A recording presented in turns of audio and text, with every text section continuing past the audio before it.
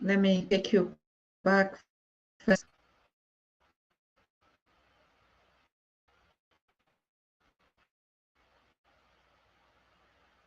Okay, people, Pan-African Daily TV Global Family. We're live now. We're live, as you can see me. I was just trying, to make sure that I'm directly connected before I bring in the professor, who is already sitting right here in our studio. Dr. Emmanuel Tata is going to be our exclusive guest on this opening show in March, which is I call Hot Topics. Hot Topics is really hot. It's really hot. We're going to touch the continent and the diaspora and particular topics, particularly politics, agriculture, and education. And also, we're going to touch some key events that are happening in the diaspora on the continent. So I hope all of you are connecting. And if you haven't done so, please make sure you are. I can already see you coming in your hundreds because of this hot topic is really going to be hot. And while I play the jingle, I just hope we would get that straight here from the studio. Sometimes it's just crappy, but hold on, hold on. You Get are everyone watching the connected. Pan-African Daily TV with Dr. Susan Tatah. The Africa we want. Unity, consciousness, our culture, our spirituality, our history. One Africa for Africans worldwide. Motherland's calling its diaspora home. Join my voice. Join my team. Join my campaign. Campaign 21 hashtag 1 million subscribers on the Pan-African Daily TV YouTube. Be a volunteer. Apply now. Be the new Africa. All right, good. Everything sounds good. I hope you hear me. Camera set. The microphones are connected. Yes, Kojo, thank you for connecting, and all of you that are watching us from all the platforms that will be streaming. We're coming live today on a very exclusive one in the moment time. Hot topics, what I call hot topics. We're going to be touching the continent, the diaspora. We're going to touch key sectors like politics. When we're talking about politics, we want to get general opinions on the Nigerian elections. I mean, we've seen kind of crazy stuff out there on the continent, and the diaspora is like, what is happening in Nigeria? And a lot of people are seeming to begin to believe that democracy is actually maybe not actually the perfect keyword to be able to drive this kind of leadership content on the continent of Africa, as we can see. So Dr. Tata will be giving us a global analysis on how he thinks and what he feels, what is happening actually in Nigeria concerning politics and any other petty things. But of course, we're going to touch one of the key conversation today is going to be agriculture and the value chain. Like the question came up like, why should even Nigerians, why should Africans be so focused on the kind of leadership that probably promises jobs and stuff like that when they have the second biggest continent with the biggest landmass where the youths and the people of Africa can just focus on and everything will just be fine. So lead agriculture and leadership would follow you. That will be the second key topic that we're going to be harnessing and caressing tonight. Okay, I hope all of you are ready. You have your notes on because there's going to be a lot of study work. There's also going to be a lot of contact sharing, and because Dr. Tata is the right man on the ground. I told you some years ago that the richest billionaires, future richest billionaires on the world, I'm not talking about Africa, are going to come from Africa. It has not been a couple of 6 months that I made that announcement here that the richest billionaires are going to come from the continent of Africa, and they are going to be agripreneurs. They're going to come out from the sector of agriculture. And now, never did I even pronounce it. Dr. Tata Emmanuel, who is the expert on that, is already one of the first billionaires that are creating the multi-billionaires in the sector of agribusiness and value chain, food security, whatever. So you don't want to miss this exclusive event. And then we're going to touch some major events that we'll be having on the continent and the diaspora, particularly the Africa International Meeting of the African Diaspora in Germany this year at the Cultural Festival in Tübingen, Germany. So I think all of us have set we already. And I thank you all for connecting from all the platforms. I already see we're close to already 300 in my backstage here. I don't know what you're seeing out there. I don't know out there in your front screen, but exactly that's how we will have to roll today. So I want to first of all greet all of you that are connecting from your different platforms. If you're watching on, hey, please, you know, ABC is here, and ABC is Afro-brains. Afro-brains, that is the biggest, the latest in agripreneur. It's been going to schools, been everywhere on the shelves. And what does Afro-brains have with his agricultural projects for the Caribbeans, for the African American communities, for Brazil, for Haiti, for Europe? We're going to be getting that information right now. Like I said, impossible is not Africa. Like I say all the time, Africans, this is your moment. This is your time. This is your decade. And the fourth industrial revolution is happening currently right here in our faces. But which sector is it going to explode into? Agriculture. Because, like we say, there's no culture without agriculture. So, Dr. Tata is right here. And I just came out to warm that speech. I see Shemkish saying, we are at 22. Hotep, F1, my sister. Thank you, Henriks, and all of you that are connected. Please, hey, make sure you are seriously sharing this. And I can already see my members are already joining on the platform to say, hey, we are here. We are here. It's our decade. It's our time. Nothing is going to stop us so soon. Nothing is going to happen really, really soon without Africans being on the table. Yes. So, wow. If we're ready, I am really, really ready. I'm ready. I'm ready. Yes, I hear people say, oh, Dr. Tata, you're back. Of course, I never went. I never went anywhere. And we also saw some, on political issues, we saw some rioting in Kenya. And I was like, what's going on? I think we were just shouting hallelujah for the hustlers.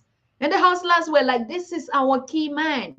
But now I hear Kenyan youth going on in their numbers on the street to say, you know what? We don't want a church preaching politics president. We want our voices to be heard. We want jobs. We want the community to feel that presidency and not just a leader that is just preaching and calling on Jesus. Yeah. All right. So those are the key political stuffs. And I want to hear the voices of Kenyans. Confirm these stories with me. What is happening with our new elected fresh leader, Dr. William Ruto, for the hustlers? Okay. Yes. So, wow. I think we're getting ready, but I cannot really bring this powerful exclusive guest without bringing you greetings from the Monamatapa Kingdoms in Zimbabwe. Zimbabwe is going to be hosting something that we call extraordinary in the coming, I think this month, in the month of April. I think we're going to be hearing about the 8th Pan-African Conference. I mean, those of you who know the history, we came up till the 7th Pan-African Congress, and never did we hear about an 8th Congress. But we also knew that Uganda wanted to spotlight and went on into the 9th Pan-African Congress. No, Zimbabwe is saying, the leadership of Zimbabwe is saying, we are going to revive the Pan-African Congress, and it's going to take place in Uganda. I'll be bringing the guests, the organizers, and one of the key persons, the lady, the boss queen of the continent that is actually pioneering and championing that cause of this conference to take place is Dr. Arikana Shikombori-Kwa. So you know what we're talking about, and you know what time it is, okay? So yes, a lot is going to be happening. I don't see you people acting like there's something wow here. What's going on? Thank you, Sherry, for joining. Thank you, Kojo, Hotep, Efwa, all of you. And I hope you're going to be connecting soon. So right now, I'm going to dash on and bring Dr. Tata live into the studio. Can you see the way I'm blinking? And nobody's even commenting how I look today. This is a shame. Hey. Okay. Guys, let us go live with Dr. Emmanuel Tata. Like I said, I had told you before, the latest billionaires are going to come from the continent of Africa, future world billionaires. There's not going to be anything that we're going to be hearing some stuff of, oh, this one climbed down, job. No. And the first one that I'm presenting right now is sitting right here in front of you, Dr. Emmanuel Tata, is the one that is going to create the future billionaires in the sector of agriculture. And like we told you, if you haven't had land, make sure you already are securing land, because very soon there's going to be shortage of land on the continent. So welcome, Dr. Tata. How are you doing? Thank you very much. It's always a pleasure being on the Pan-African daily show. It's always a pleasure. It's been quite a while. A lot has been happening. So I'm really thankful. I'm really glad. I'm really honored. I'm really humbled to be on the show again, once again. Thank you very much. Yes, we've been running behind you. I can imagine you missed a couple of 3-4 shows since last year, and but we do understand. We do understand that it's not going to be easy to get Afro-brains on just sitting here and having a conversation with us. That privilege, we will not have it again. So what has actually been that factor that has been keeping you so busy for your audience? Yeah, there's quite a lot going on across Africa. There's been a lot in the past, especially after COVID. After COVID, we learned a lot of lessons. It was time for us to begin to take actions across Africa. It's time for us to begin to take actions that would not expose Africa to such level of frailty or such level of danger. So, coupled to the Ukraine war, Africa still finds itself in certain very challenging position. So, we have to begin to act. We have to begin to talk to the younger generations to also take actions at their own level. We have to begin to encourage people across the globe to also join hands so we can together take action. We have to talk more about Pan-Africanism. We have to invite more Africans. We have to conscientize a lot more people so together we can be able to put things in place. And one of those things that we came across and we found that is that which, if we do, it will ensure some level of sustainability, some level of survival, is agriculture. So for some time, I've been talking a lot about agriculture across Cameroon, across Africa. For some time, we've been talking a lot about not just agriculture, but the agricultural value chain, which is one of those things that ensures sustainability. Because, with the experience of COVID, and how people suffered when it comes to food, with climate change, coupled to climate change, and also with the war in Ukraine, which exposed Africa so much. Because you can imagine that just one small Ukraine is having a problem, and the whole of Africa is complaining, is grumbling, is suffering. So that's a very dangerous situation in which Africa finds itself, or in which a lot of African countries find themselves. So it is because of that which we have to together talk. We have to begin to encourage ourselves to get into agriculture and value chain, because if we only get into agriculture without looking at how to produce finished products from our agriculture, then we're still going to find ourselves at the same position. So that and a lot more has kept me away for quite some time.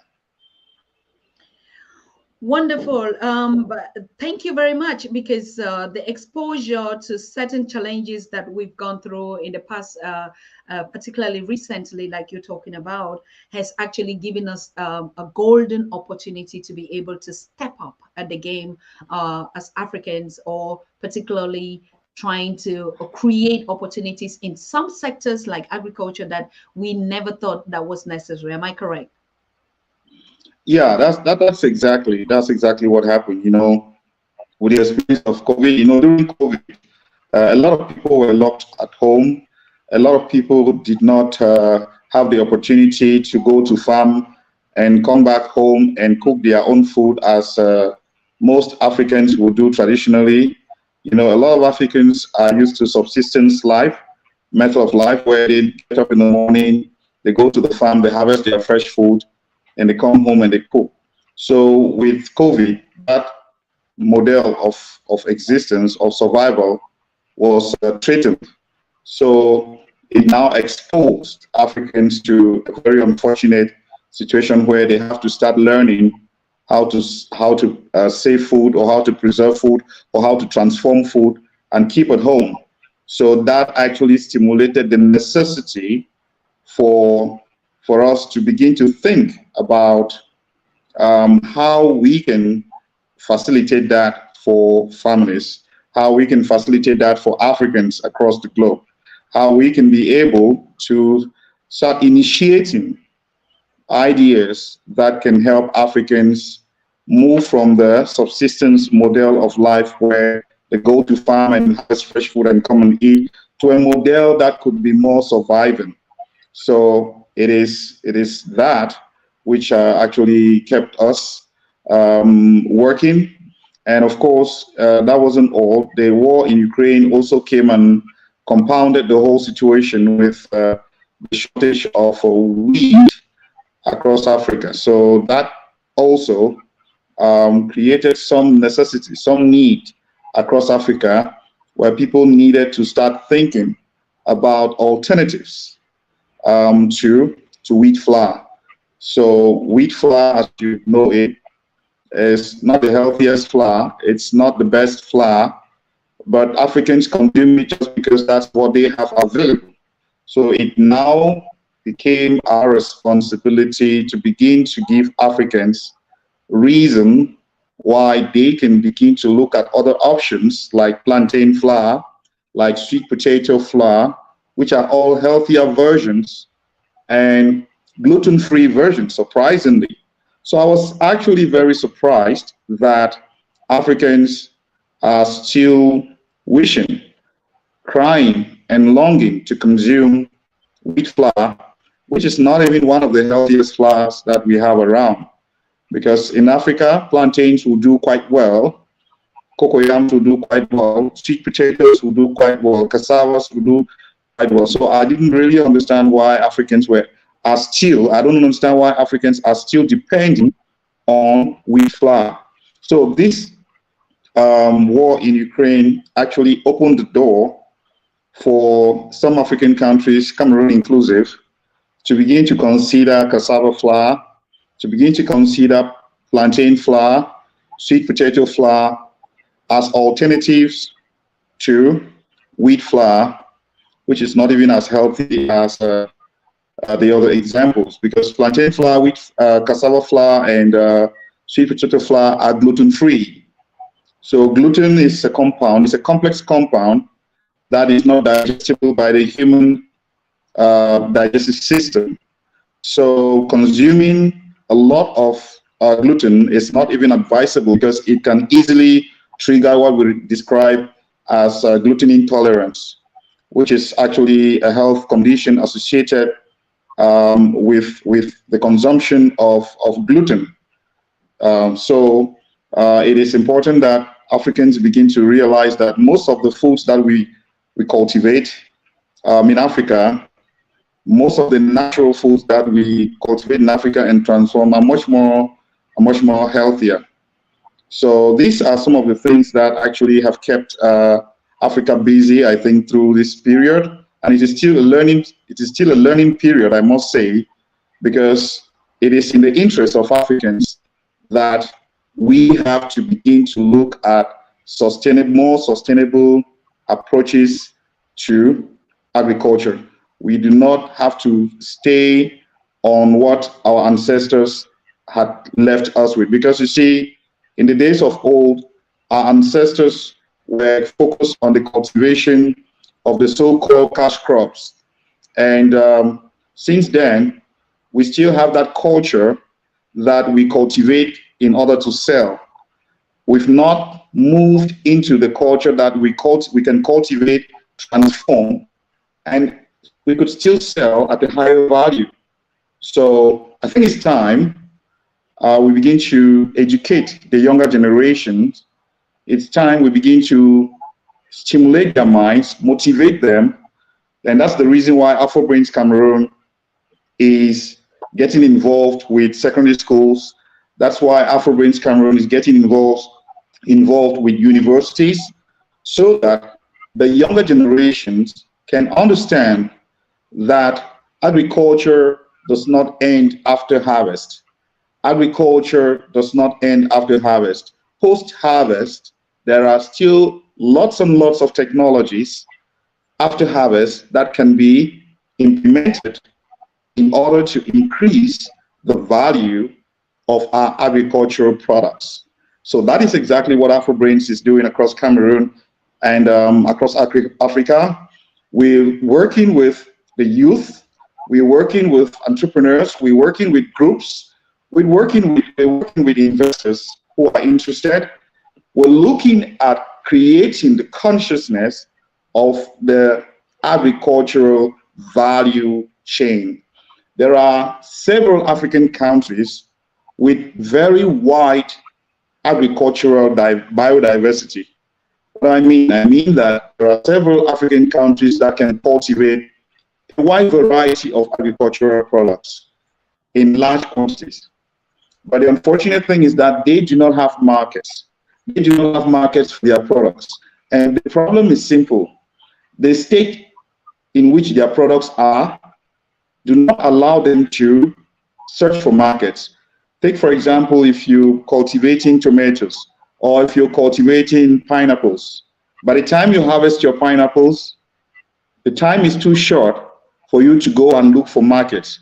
But if you transform the pineapples into drinks, what happens is you have enough time to look for market for your products and do that as the years go by. So you can begin to supply drinks instead of hoping that you cultivate pineapples, which has a very short shelf life, and you will sell it. So these are some of the things that we're beginning to encourage Africans across the globe. These are some of the things that we're beginning to encourage Africans to come together and put their resources together. Because you see, this is an aspect that we must take responsibility. I do not think that Africans should sit and wait for Europeans to finance the transformation of their economy or to finance the value chain, the food value chain. Why? Because Europeans want the raw materials too, remember? They want the raw materials. So they will not finance you transforming the raw materials into finished products, but they will finance you cultivating. So it is left on us Africans to put our resources together to take this leap, to jump this hole, because there's a hole, and that hole is transformation. The moment we are able to jump the transformation hole or the transformation challenge, then we are now going to move into prosperity. But it is left for Africans to put their resources together. Like I said, most agricultural projects in Africa are sponsored by Europeans. Most cultivation projects in Africa are sponsored by Europeans. Why? Because they still look at Africa as a farm. They still look at Africans as farm workers. So I repeat, they will not finance us transforming our raw materials into finished products. That's why I'm encouraging Africans across the globe for us to come together, for us to put our resources together and take the leap that will move us from having primary economies into having secondary economies and creating jobs realistically, feasibly, creating jobs for the youth. Because remember that when we are able to transform our raw materials, we're going to have indirect employment First of all, in farming, we're going to have direct employment at the factories. We're going to have direct employment at the level of distribution, at the level of marketing, at the level of sales, at the level of advertisement, and so on. So you'd realize that if we want to develop most of the the countries across Africa, it's pretty much simple. We just invest in agriculture and agricultural value chains.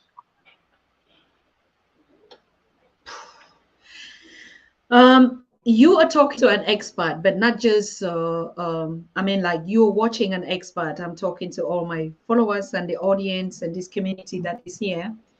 But this is not just a kind of an expert that sits and talks and talks and talks. We're talking about an expert that is on the ground and in less than a year has created, I don't know, he's going to share those statistics with us. This is mind blowing. If you watch his past projects, the first time he came here and we were just only brainstorming, and he was for West Africa, and Rutendo, Brother Rutendo, was for East Africa. And we said Rutendo was more focused on the organic seed, and Dr. Tatah was like, agriculture is going to be the next currency, not even cryptocurrency, that the future currency of the world. And he did not only stop saying that, he got into get it done. And now Cameroon just knows nothing but agripreneur. They know nothing like Afro-brains, anything else that doesn't matter. For the first time, we see our mothers begin to awaken into this culture of not going to till their farms, not going to use those kind of hard labor like in those days. But because of Afro-brains, the food transformation process has been so easy, and the waste in our marketplaces are getting reduced. Not only the educational setup in universities and schools and campaigns and challenges, but also a lot of farmers are coming now. A lot of governments, institutions in this part of the country are beginning to realize the importance of land. And so you can see the reason why Dr. Tatah has been so busy, not even a chance. I'm the best and the closest person that she has, but has never even has time, you know, to be able to give me a feedback on the issues. I just have to run and catch him. What am I trying to say? We will get back into the discussions, because I see a lot of my global family here in America and Caribbean saying, how can we get land? We will get into that conversation, because I have a long list. Why Dr. Tatah has been so busy, not even a chance. I'm the best and the closest person that she has, but has never. Dr. Tatah, if you, yes, thank you. Like I was saying, my people in the diaspora have a long list of those that have been waiting for impatiently how we get land. And even if we get land in these countries, who is going to actually follow up this process? Oh yes, and Parker, there's no GM. Dr. Tatah is going to tell you about that. He is one of the champions of organic and nothing like greenhouse stuff. I know the issue. I know everything about that. So yes, Dr. Tatah, getting back into the question, I know this is your baby. This is your heartbeat. This is everything. Anything that has to do with land, food, preservation, agriculture, that is your mission in this generation. Mine is the talk facility, but yours is feeding the continent, how to teach our people how to feed ourselves and to own and control the land that belongs to the youth and the legacy of Africa. That is your mission in the space as Pan-African, in this movement of the Pan-Africanism. Okay, so now, but you also understand that without politics, for instance, without economy, without culture, any other thing, the basics that we're putting on to form this big monster, to groom it, will not actually be possible. So my question, I'm going now to the political situation and the distortion on the continent, which to me, I think is more like a distraction. What is your opinion about that? What should the people be focused on right now? I think that Africa has come a long way. I think that we've learned a lot, and we've noticed all that. We've noticed that African democracy is still growing in Africa. The state of democracy in Africa is still very poor. So I think Africans should focus more on surviving, while Africans learn the real meaning of democracy. There are several other ways of leadership. If democracy is not working, in my opinion, I think Africa should be focusing more on its people. You see, it's not, leadership is not a vocabulary. It really doesn't matter how we call it. I think the most important thing about leadership is paying attention to the people and taking actions that will help to make the lives of the people better. It doesn't matter how you call it. If we even start looking at the appellations, if we start, talking about those generally used words, we will just be antagonizing ourselves unnecessarily. So in my opinion, I just feel that good leadership doesn't need to have a name. Good leadership, because human behavior is dynamic. Human behavior is not static. Environment is changing. Global warming has proven that to us. So I think we should be dynamic human beings, both intellectually and in our growing. As we grow, we should be dynamic. We should be changing with our changing environment. I think if democracy has been for this long that it has been, and it doesn't really change, it means that maybe the environment is changing, and the philosophies or thinking of the people is not changing. I think it's still static. But like I said, in my opinion, I think we should focus more on the well-being of our people and not the name of what the leadership philosophy is all about. That's very irrelevant, because you see, there are situations in a nation, depending on the challenges that it's facing, that requires maybe a communist approach. There are situations in a nation, depending on the challenges that it's facing, that requires a democratic approach. There are situations in a nation, depending on the challenges that it's facing, that maybe will require an African traditional leadership approach. So in my opinion, we shouldn't make that leadership way to become static. We should allow it to be dynamic. We should allow leadership to be something that it has always been from the people. I don't think that democracy is new in Africa. It's always been from the people, just that right now it is not serving the interest of Africa. I think that's what has changed in the concept of democracy. At first, democracy in Africa, it wasn't necessarily being called democracy. Maybe our forefathers had their own way of calling it, because definitely, in Africa we had situations where people, despite the fact that people stayed as kings for life, but at no point were they abusing some of these things. So I just feel that leadership should be limited to the people, the people's well-being. Other than all the political jargons and all that. All those things don't really serve humanity. Rather, they concentrate humanity's energy and direct it against them. So across Africa today, like talking about probably elections across Africa, has always been, plagued with a lot of irregularities. Why? Because we claim that the democracy in Africa is still developing. So if that is the case, if we all just understand that the democracy in Africa is still developing, then we can focus on serving the people rather than using languages, terms to deceive the people. You see, one of the funniest things that I have noticed across Africa is that people feel that to be a good politician means that to be able to deceive the people the more. That when you are able to deceive the people more, you are a smart politician. But that's just too bad, because as a matter of fact, you could be the best politician on the planet, but the worst leader on the planet too. So I believe there's more to leadership than just the concepts and the name of the leadership process.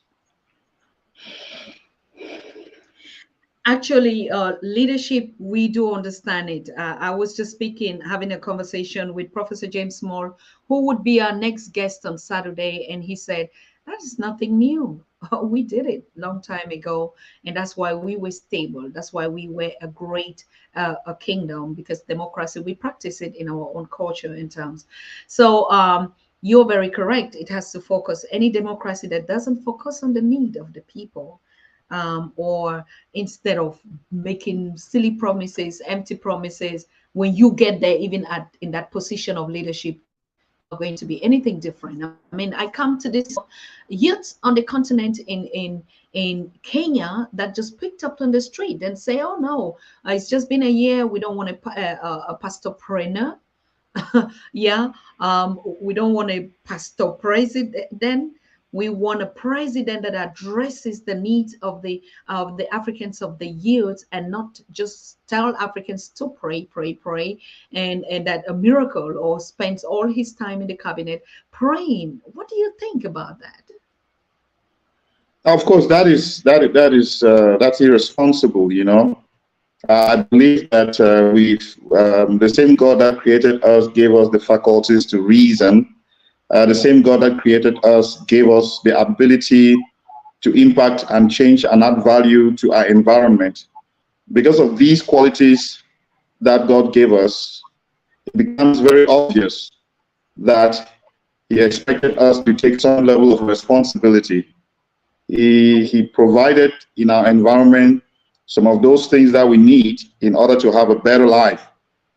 He gave us intellectual ability that we can have a better understanding of our environment. So with all these faculties that we have, with all these skills, with the energy that we have, and the gift of life, obviously, I think it is evident enough that we need to get to work and add value to our environment. You see, the worst thing that can happen to a human being is being born in an environment and you leave that environment without adding value to it, because we're supposed to be value-adding components of the planet. All of us here came to add value to the planet. So in our own little way, we are unique in our ways. We came to add value sometimes to the physical planet, sometimes to the lives of the people of the planet.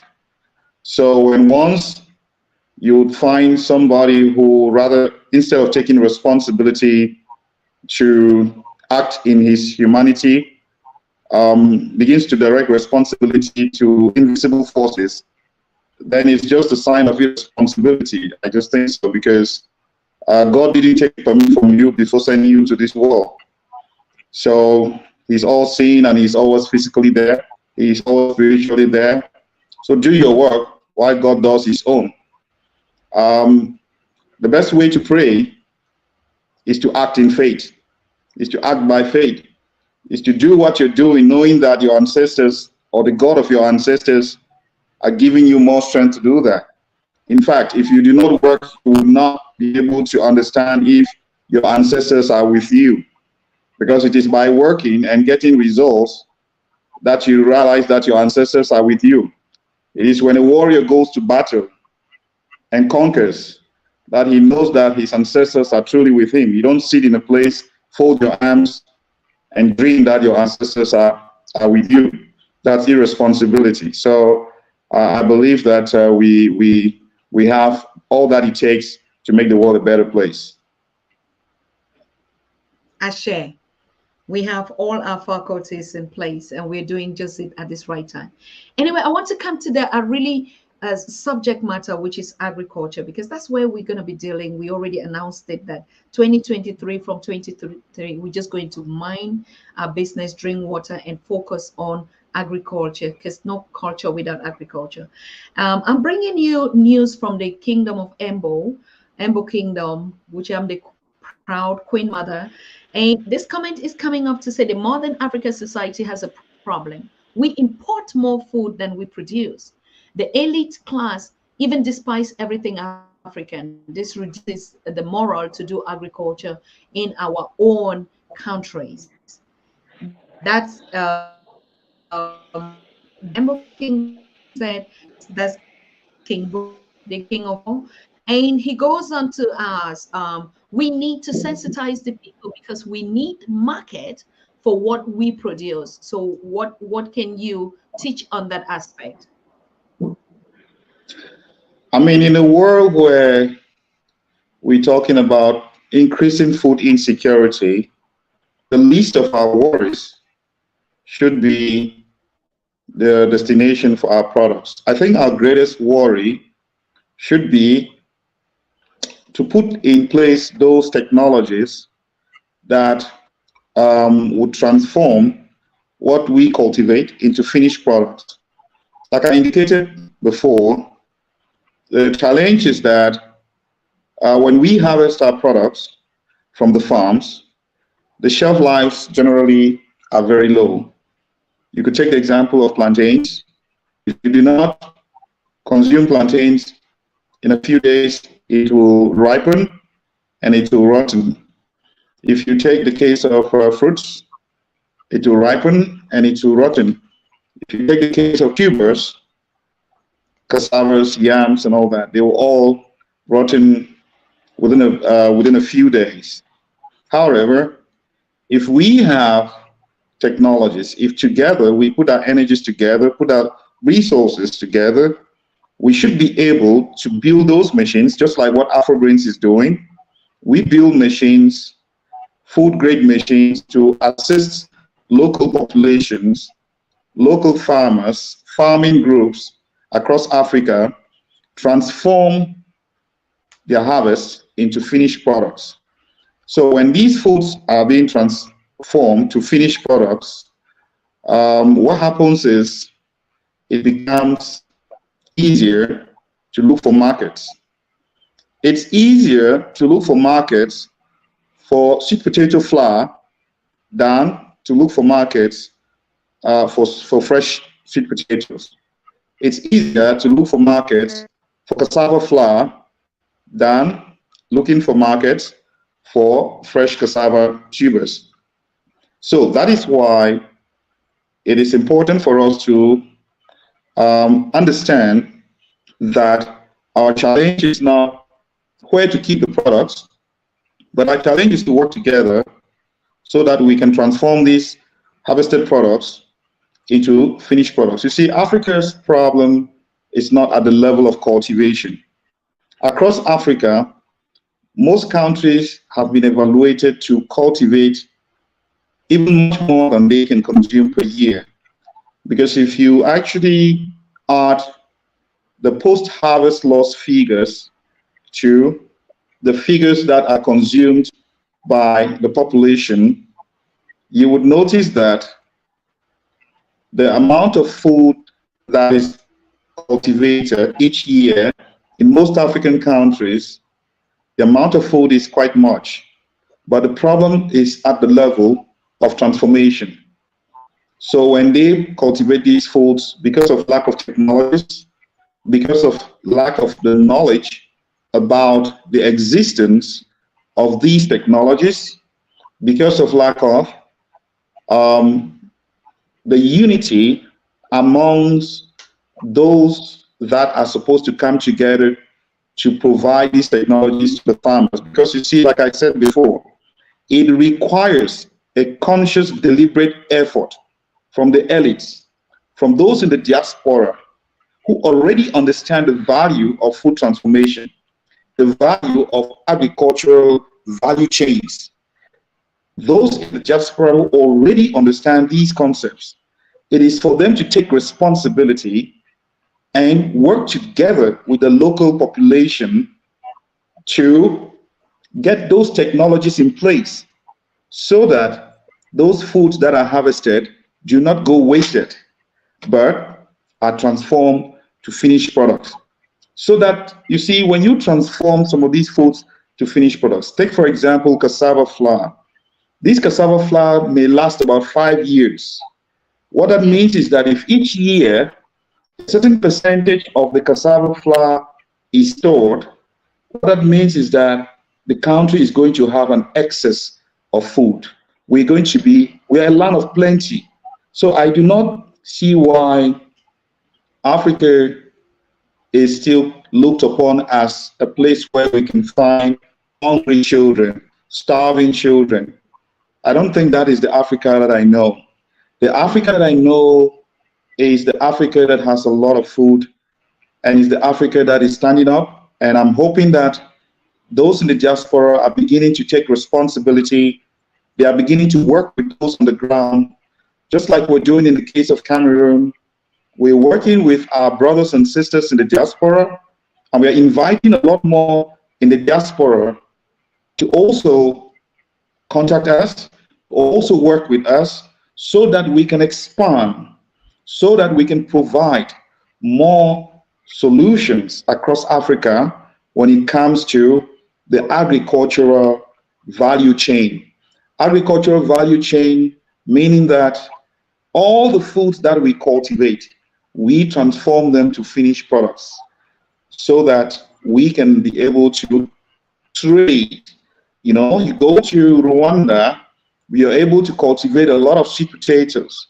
You go to Nigeria, you can cultivate, you have a lot of yams. You go to this country, you have, so where there is more, we can always trade across borders. We can always trade within Africa. So we have a lot of food. Why not? If we are hungry, if we need more currency, more hard currency, we can sell some to the Europeans. We can use this currency to develop our technologies, to enforce our technologies, and to develop other things and to buy other things that we need. So the core is for us to develop technologies that can transform our foods to finished products. So much and your family here in the diaspora is like they cannot believe these two sticks coming together to this, because you're touching a very key point here, Dr. Tatah, when you say it takes two to tango. It takes the diaspora who actually understand what food transformation process is, because those on the continent, they're still in the organic format. And so it's difficult to actually even prove to them that they need agriculture. And remember, everything that we know about Africa, we had to leave our continent. And I think some of us, we say it's punishment from God, but it's a blessing. Because most of us start appreciating motherland Africa only when we leave it, only when other countries have showed us pepper, only when we've been kept in the diaspora. Then we begin to understand how precious Mama Africa is to us, mother continent is to us. So the diaspora is conscious. That's the first thing. Africans on the continent, the locals are still not. So it takes the brains to connect with the manpower on the ground to be able to do that. And that's why I'm coming back to you again, Professor Dr. Tatah, because that's your mission. I said it from day one. Nobody is going to do what you're doing. For those of you who don't know Dr. Tatah, please maybe just tell them a little bit first about you. I know everyone is saying that's Dr. Susan Tatah's husband. Yes, of course. I'm laughing because of the Tatahs. Okay. So, but let's get to the bottom of it. The bottom of it, like you are saying, and it's what is happening right now. Agriculture is going to be the future currency of the world, and it's going to come from Africans in the diaspora working together with their siblings on the continent. Just give an example of who you are, what you've been able to do to build these machines. Just give us a little bit about you? Because a lot of people just keep working at and say, who is that Dr. Tata? We know only about Susan Tata. Tell them.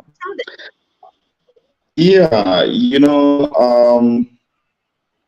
let me say I'm a son of the soil. I'm an African because you see, Africa is such a beautiful land. Everybody wants to belong to Africa. So, but I'm a son of the soil. I'm an African, and for educational purposes, for educational reasons, it so happens, as you rightly said, that I traveled out for education reasons, for studies, and got inspired, especially during the period of COVID. Because what I noticed, specifically, I was in China, and it was a very bad experience, I must say, during the COVID, especially during the COVID. I mean, during the school period while I was taking my PhD, there wasn't much to write home about apart from normal studies and normal research and normal work. But when COVID came up, then I began to see, they say people's true colors can only be seen when they find themselves in challenging situations. Sometimes you don't know what people are thinking about you until when they find themselves in challenging situations, then they begin to come out. So I thank God for the fact that I was able to see those things. When I was looking at Africa during the COVID period, I saw how fragile Africa became. I saw how helpless Africa became. I remember I came across a newspaper that reported that some farmers were committing suicide because they cultivated tomatoes, and the tomatoes, since the borders were shut down, I think the farmers were found in Cameroon, and they usually cultivate tomatoes and sell to Equatorial Guinea and Gabon. So during the COVID, the borders of Equatorial Guinea and Gabon were shut down. So these farmers who had cultivated targeting the markets in Equatorial Guinea and Gabon didn't have where to sell their products. So it became a huge problem to them. The price of tomato went down because there was nobody even buying. So some of the farmers had collected loans from financial institutions, so they didn't know how they're going to repay those loans. So some of them, as the newspaper reported, were committing suicide. So that touched me a lot, and I couldn't believe for a moment that that was in 2020. That in 2020, I couldn't believe for a moment that in 2020, Cameroon didn't have a factory to transform just tomatoes to paste, value addition. So I was surprised. I had to make calls. I called some people in Cameroon to check, to make sure that that was the case. And I noticed that that was actually true. I now went into research and started studying about other crops in Cameroon, the post-harvest losses and all that. And I ended up realizing that it wasn't just Cameroon. It was actually a huge chunk of sub-Saharan Africa. And I started looking at the figures around the quantum of food that sub-Saharan Africa imports from Europe. It was very frightening.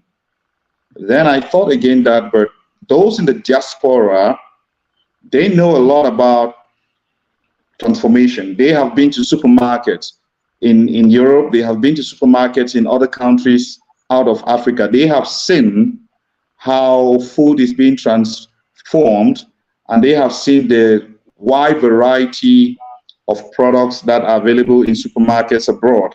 Mm-hmm. So these are people who already understand where Africa should be going to.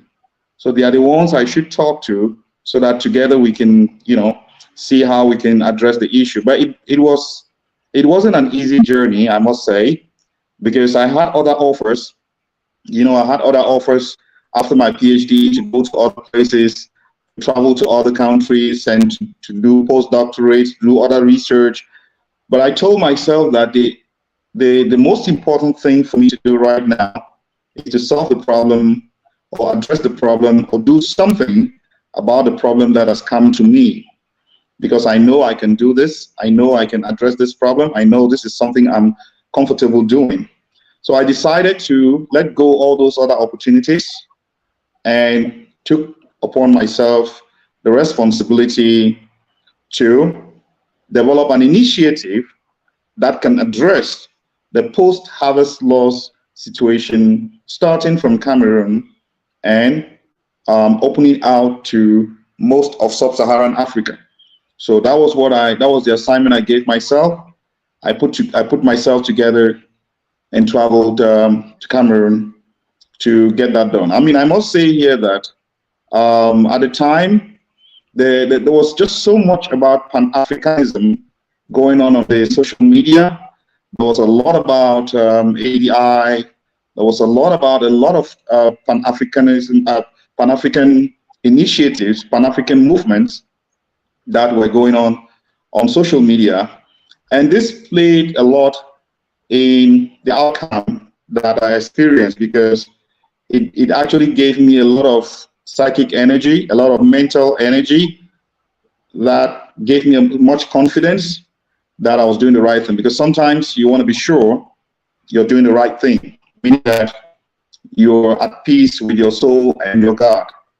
So based on this, I decided to take the journey.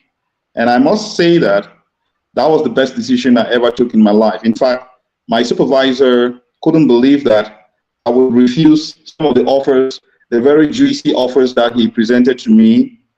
But my mind was made up. I was going to become part of those that will address the challenges of Africa. I wasn't going to focus, because, you know, at one point in time in life, you have to begin to look at what is it, that positive impact that you want to leave in the lives of others. What is that positive change that you want to bring to your community? What is the essence of gaining the whole world and not being able to lend a hand to your own community? So that touched me a lot, and I decided that now I was going to focus on this. I was going to talk to other people. I was going to begin a movement, and that is how Afro-brains Cameroon started. It's not just limited to Cameroon. It's actually Afro-brains International. So simply because it started in Cameroon, we have Afro-brains Cameroon being the first that we started. So we are looking at working with diasporans from other parts of Africa to begin to develop such solutions, to begin to develop such technologies, because at Afro-brains, we build machines. We build machines that are designed to work in Africa. We build machines that are designed to serve African purpose, because most of the machines in the world market are not designed for Africa. These machines that Afro-brains builds are designed for Africa. Most companies in Africa, especially sub-Saharan Africa, when they travel to other countries to buy machines, they have challenges repairing these machines. When we build machines in Africa, we train Africans on how to maintain these machines. So it is better for us to work with African nations, African institutions, to build those technologies that are meant or designed to be used in Africa. Take, for example, our soil types across Africa. We build machines according to soil types. Our soil types for Africa, in Africa, yes, are slightly different from those in other parts of the world. So we develop these technologies. We look at the specifics of Africa, and we develop technologies that are customized to work in Africa. There are communities in Africa that do not have electricity. We develop machines. We build machines that can fit into those communities despite the fact that they do not have electricity. They can still do something while working on the electricity to come. We have communities in Africa that have problems with irrigation. We build machines that can help to solve the problem of irrigation. We have communities in Africa that have challenges with energy. Why not? We develop technologies. We have solar, from solar to producing diesel from plastics to producing biogas from organic waste and all that. These are all technologies that are feasible depending on what part of Africa we find ourselves. So these are some of the technologies that we can use in order to power the transformation of our agricultural products into finished products.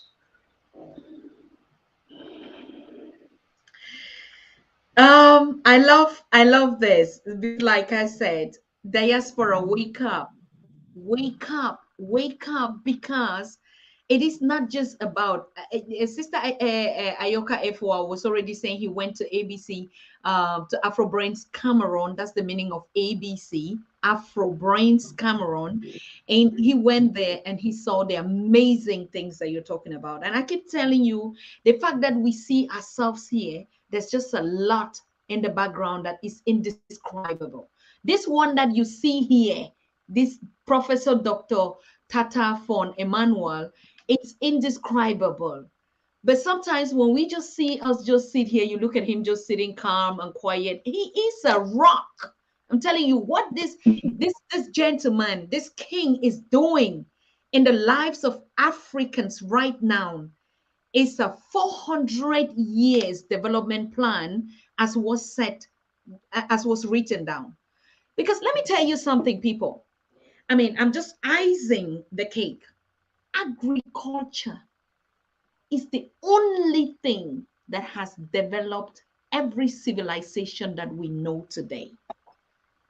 Now, if we talk about even our situation out of America, taken into slavery, why did they take us? That's the first question. Why did they? If it was not to build the agricultural sector of the West. So you understand that the power lies in our land. Because like African proverbs, we say, your land will never fail you. Now, let us just begin to drink water and mind our African business. What kind of leadership, what kind of president, what kind of leaders do we need? This is one just sitting here. This is the leader for agriculture, economic, politics, social, creating jobs for Pan-Africanism on the continent, in the diaspora. Just like me, what are you looking for communication again? There is no communication than Pan-African Daily TV connecting the two sticks, the diaspora and its motherland. And you see the proofs. You would never see Dr. Tatah on any media because of the ignorance, because of the positioning, because of what no one can tell you. It is only Pan-African Daily TV that you will get all such deep impact. So diaspora, you had been asking a lot of questions. How to get land, how to invest. You must not be on the continent. I just want to seize the words out of Dr. Tatah's mouth, but he's going to tell you how the magic works. It's not a rocket science. You don't need to build anything because it's already working. I myself, I was shocked. By the time we talked about these small, petty things in 2020, and he came here, we talked about it. It was like, okay, something that is going to take us 30, 40 years. But when I open my eyes and I'm following this development right now, I'm telling you, Afro-brains Cameroon and expanding. He doesn't even have the capacity. Ghana is running behind him. Kenya, the Caribbean and all. So what is it again that we are looking for? Why are you people in Kenya, you're standing all the days and talking on the street? You should be doing something better with your gardens, with your farmlands, with your properties. So, Dr. Tatah, please, I want you again to pour this content. Like, people are asking, is it possible that we in the diaspora could be here in the diaspora and get land? Particularly, let's just take the case study of Cameroon where you are. Is it possible? Yes, of course. I mean, it's pretty much very possible. There are quite a lot of Cameroonians and non-Cameroonians that have gotten land while out of Cameroon and are actually investing in very good agricultural projects. There are, I remember there is one brother is currently in the United Kingdom. He's got a very reasonable land that he intends to come and begin a vegetable cultivation, and then he intends that we're going to be freezing, preparing it, and then freezing it, and then shipping it abroad to other countries. So there are people who are serious. You know, sometimes when you're when you're talking on TV, and people probably just think that it's just one of those programs, it's just one of those things. But we at Afro-brains, we basically don't do that. You know, when I started actually the concept of Afro-brains, after talking for a while, I noticed that the talking was not going to help, because you see, that's one thing I grew up to notice that Africans do a lot. You know, we talk a lot. We keep talking. We are always talking. We have meetings. We have 100 meetings, 200 meetings. You know, but we never really get into action. We are always, you know, wanting to jump but never making the jump. So, but then there are people who are going into action, especially those in the diaspora. Some people in the diaspora, you talk to them about, you know, coming to Africa, they are shaking and they are afraid that some people have already stories, you know, stories that they've conceived in their mind, that if you come to Africa, you're going to lose your money and all that. That's all lies. That's all lies. You don't have to do that. If you apply the principles and you work with those that you know on the ground, you work with them. There's no reason why you should lose your money. You just need to apply the same principle of business that you will apply anywhere in the world. So people can achieve, people can get land, people can start investments, people can run companies, people can grow companies. I want to believe that. I think recently I learned that the owner of Facebook does not own up to 30% of Facebook. So you see, Africans have this notion, because you see, when we talk about people like Bill Gates, when we talk about people like Mark Zuckerberg, you know, these are the frontline people. Those are the people that are put on the front line. And Africans are misled to think that they are the only ones who own these companies. Africans must learn how to work together. And that is one thing that Africans lack. We have to learn how to work together. We have no choice. You see, one of the things I'll always criticize, because we're talking about education, we're talking about changing of mindset. You see, one of the things I'll always criticize in our educational systems in Africa, especially in sub-Saharan Africa, is the competitive nature of our educational systems. We grew up in an educational system that made us very, very competitive. And this competitiveness in our educational system has left in us the culture of thinking that our brother or the person next to us is competing with us, instead of thinking that we could team up together, just like it is done in other countries where students are placed in groups to work on projects. I remember when I was teaching robotics in China, we were required to let the students work in groups. I made the students work in groups, and each person had a role to play. There was who was the electrical engineer, there was a student who was a programmer, there was a student who was the designer, and so on. So, and this is the system we have to begin to promote in Africa. Teamwork. Teamwork. Because if our educational system does not encourage teamwork, then we're going to have a lot of challenges being able to encourage Africans at an older age to work together. So we're beginning to work together. I'm beginning to call, like I'm calling Africans in the diaspora now. I'm inviting them to join us. Let's together develop those initiatives. You see, I always say this, the opportunities in the agricultural sector are unlimited. If people look across Africa and the world at large, there are certain things that are becoming very scarce. Food is one of them. Water is another, and so on. So it is time for us to begin to develop initiatives. China is already doing it. China is building dams every day. China is building huge dams. Why are they building these dams? They are preserving water. They are creating possibility to preserve water. It is for us to begin to learn from these concepts, from these practices. In sub-Saharan Africa, we still have a lot of fresh water, but if we also notice, a lot of our water bodies are drying up. What that means is that progressively, we're going to be having problems reaching fresh water to drink. In fact, when I was growing up, it was easy to find somebody drinking water from the tap in town. But nowadays, it's not possible. Everybody in Cameroon drinks bottled water, plastic water. But if you look into how many people are actually investing into this area, you realize that there are very few who are monopolizing these. So there are opportunities in the provision of water and food, like I said earlier. Because remember that whatever we do, everybody will eat at least once or twice or thrice a day. So it's a huge industry. And because of the wide biodiversity in Cameroon,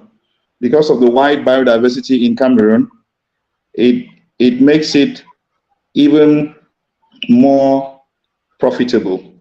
Just like in Nigeria, just like in Rwanda, just like in Gabon, Equatorial Guinea, all these countries have agricultural opportunities.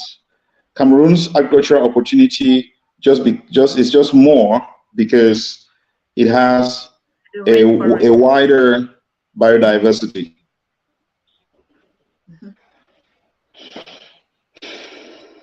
Fantastic, amazing. I mean, I'm really happy that you could find time, and we're going to find more time because, like we say, no culture without agriculture. And we're going to focus on this because we know, just like the king of Embo is like my queen. Aren't you thinking of giving her a title? And and giving this king a title, we need the king of Embo, the two Tatars. So yes, I would reconsider that, but I can already tell you there is no better way. There's no better choice to this. So we are going to continue these conversations on agriculture. Remember, everything that I promised, I keep to it. I told you in January that is going to be the year of agriculture. From that time, when you don't see us come live, me particularly, it's just like I said, I have a long list of guests, but if they are only just talk, we are done with talking. We want to see results. We want talkers who come now, you go to their website. He didn't even advertise any. He was just speaking. And I thank my queen, F1, and all of you that are so vigilant. And I told you, anybody comes here and is just walking them out, type their names, check their website. Dr. Tata didn't even mention anything like that. But you just went to Afro-brains. You just see everything for yourself because that's what that speaks. Today, we want to begin to talk to Africans that get the job done. We talk to Africans like we say we're looking challenges to our African solutions or African solutions to our challenges. That's a clear example. We already spoke about it just in terms of narrative. Of course, we do the talking, but now it's been close to 2.5 years. I mean, we need to start seeing action. We're creating those medium, not only meeting, coming together to meet, to hybrid, to crossbreed, because it's not everything. It's not everything that we are here. We can share everything here. That's why when we talk, we look at projects, we look at also possibility to connect and create events where we can meet, and we do the backdoor talking, we do the negotiation, we do the business. Business is not done by us talking here. Yeah. So now you already know, you already know that, particularly speaking right now, we're going to get an international meeting of the African diaspora in Germany. I've been singing about it. We're going to meet in the framework of the International Diaspora African Festival, and Dr. Tata is going to be present. You don't want to believe how much I've made the magic to work, because we know the Caribbeans, we know the Americans, we know all of us that are always talking about how do we connect. So it is very easy for us to connect in the middle. It is easy to get a ticket, to get a flight. If you're afraid, like he's saying, going on the continent, I don't really know, I don't know. Let's meet in the middle. Why we bring the brains together, we talk the talk, we meet, because important businesses are not done on talking. These are back doors where we meet, where Dr. Tata can take your questions and he can display his products, because there's going to be all the products that he's talking about is going to be in display. And I'm really, and please do condition him to be our main sponsor of this international meeting in Germany in June. We want to have Afro-brains as our main sponsor. But like he said, you should understand he is only the face. He's the small face. Afro-brain is you that are watching him. And if we want to make this international meeting happen, then we all have got to say we have 3 months and we need to meet somewhere. It doesn't matter. It must not be everybody. Send a representative of your organizations, of your communities in the diaspora. We have a continent to rebuild, not just build. We have a continent to rebuild. So it starts with us. It starts right now. It starts with you having access to get credit. Like I said, so we are not going to be deranged or being distracted. We're going to focus on this giant that answers the solution to everything. Agriculture. Agriculture is the culture, is the economy, is the politics, is the everything. Every economy, from China, from Russia, from America, from Europe, all economies that are called developmental economics countries today started with agriculture. 2 things, food and water. With these 2 things, you don't need, if you can just feed and drink water and have your small land in the village, that's how our parents raised all of us. You don't need to bother yourself in anything. Then you have your gadget and your phone. You can work online, whether it's from the hills of Achatugi or you're connecting from the rivers of Tanzania. Every place you can be mobile. So you combine 3 things: your digital space, okay, your possibility. That's why we say prison walls are no longer. You can be in the prison. We've seen millionaires being developed in their prisons just on their digital space. They become billionaires while being in prison. So nothing is going to stop us again. Dr. Tata, am I correct? Yeah, of course. There's quite a lot that people can achieve these days.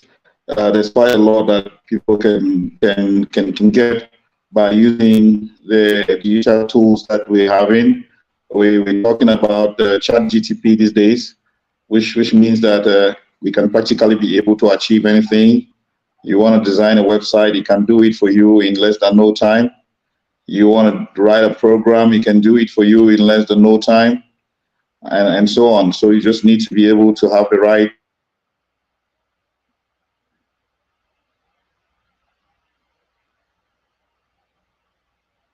respect to with respect to the event, of course, it is important that Africans from time to time come together and share the reason for why they have been away. It is important for Africans to commune together, not just by eating and drinking, but demonstrating their culture, reminding themselves about their culture. You see, one of the things that Afro-brains is doing is trying to put into the future our traditional dishes. You see, some of our traditional dishes are very strenuous to prepare. Mm-hmm. And because of that, our children and our children's children may not want to go through the hustle of preparing such difficult dishes. Sometimes you find some of our traditional dishes, typically an African traditional dish requires some pounding. Typically, some African traditional dish will require some tedious work to be done. But what Afro-brains is doing is transforming these traditional cultural dishes, these dishes that represent our culture, in a form that it's easy to prepare. Now, what this means is that the younger generations will get to learn about the meals that our forefathers used to eat. And because it's easier to prepare, it means that their own children too will get to know about what our forefathers got to eat. And this will send a message to the generations in the future. They will get to learn about what our forefathers used to eat. So, transforming food, our traditional cultural dishes, from the old forms into powder forms, it increases the life of these traditional dishes. Because you would notice that some of the generations don't even consume the traditional dishes that our forefathers used to consume. So it is important that we continue to encourage the younger generations, we continue to encourage the younger ones to realize the importance, to realize the value of our traditional dishes. So with respect to the events, during such events, it is important for us to, come along with family so that we can take this opportunity where we have a cross-section of our cultures being displayed, take this opportunity to educate the younger ones who might have never seen some of these cultural displays, who might have never come in contact with some of these cultural displays, so that the younger generations can understand what the African culture actually feels like, what it used to be, what it is, and what it can be. So it's an amazing opportunity for me, and I'll really be glad to find everyone struggling to come there for us to share this time together. It is really a great time where Africans don't only exchange cultures, but you don't only get to learn about other people's cultures, but you also get to teach about your own culture. You also get to teach your children about your culture and the culture of others. And you see, this is an environment where Africans begin to see how similar we are, some of the values that we share, and why we should work together. Because sometimes when we do not go back into time to see where to find those common things, those things that unite us, we may persist in individuality. We may persist in associating with other cultures that do not aim at strengthening the African unity or the oneness of the African continent. So we all directed towards that. It is our utmost goal. It is our objective. Whatever little thing we do in our little corner, what we're trying to show Africa is that we are one people. What we're trying to show Africa is that we need to work together. What we're trying to tell Africans is that it is important. We have no choice but to work together in order to have a united Africa. Wonderful, powerful, excellent, brilliant. That is what we call Ubuntu 360. Yeah, 360 degree, 360 days. And according to the African calendar. So that is it.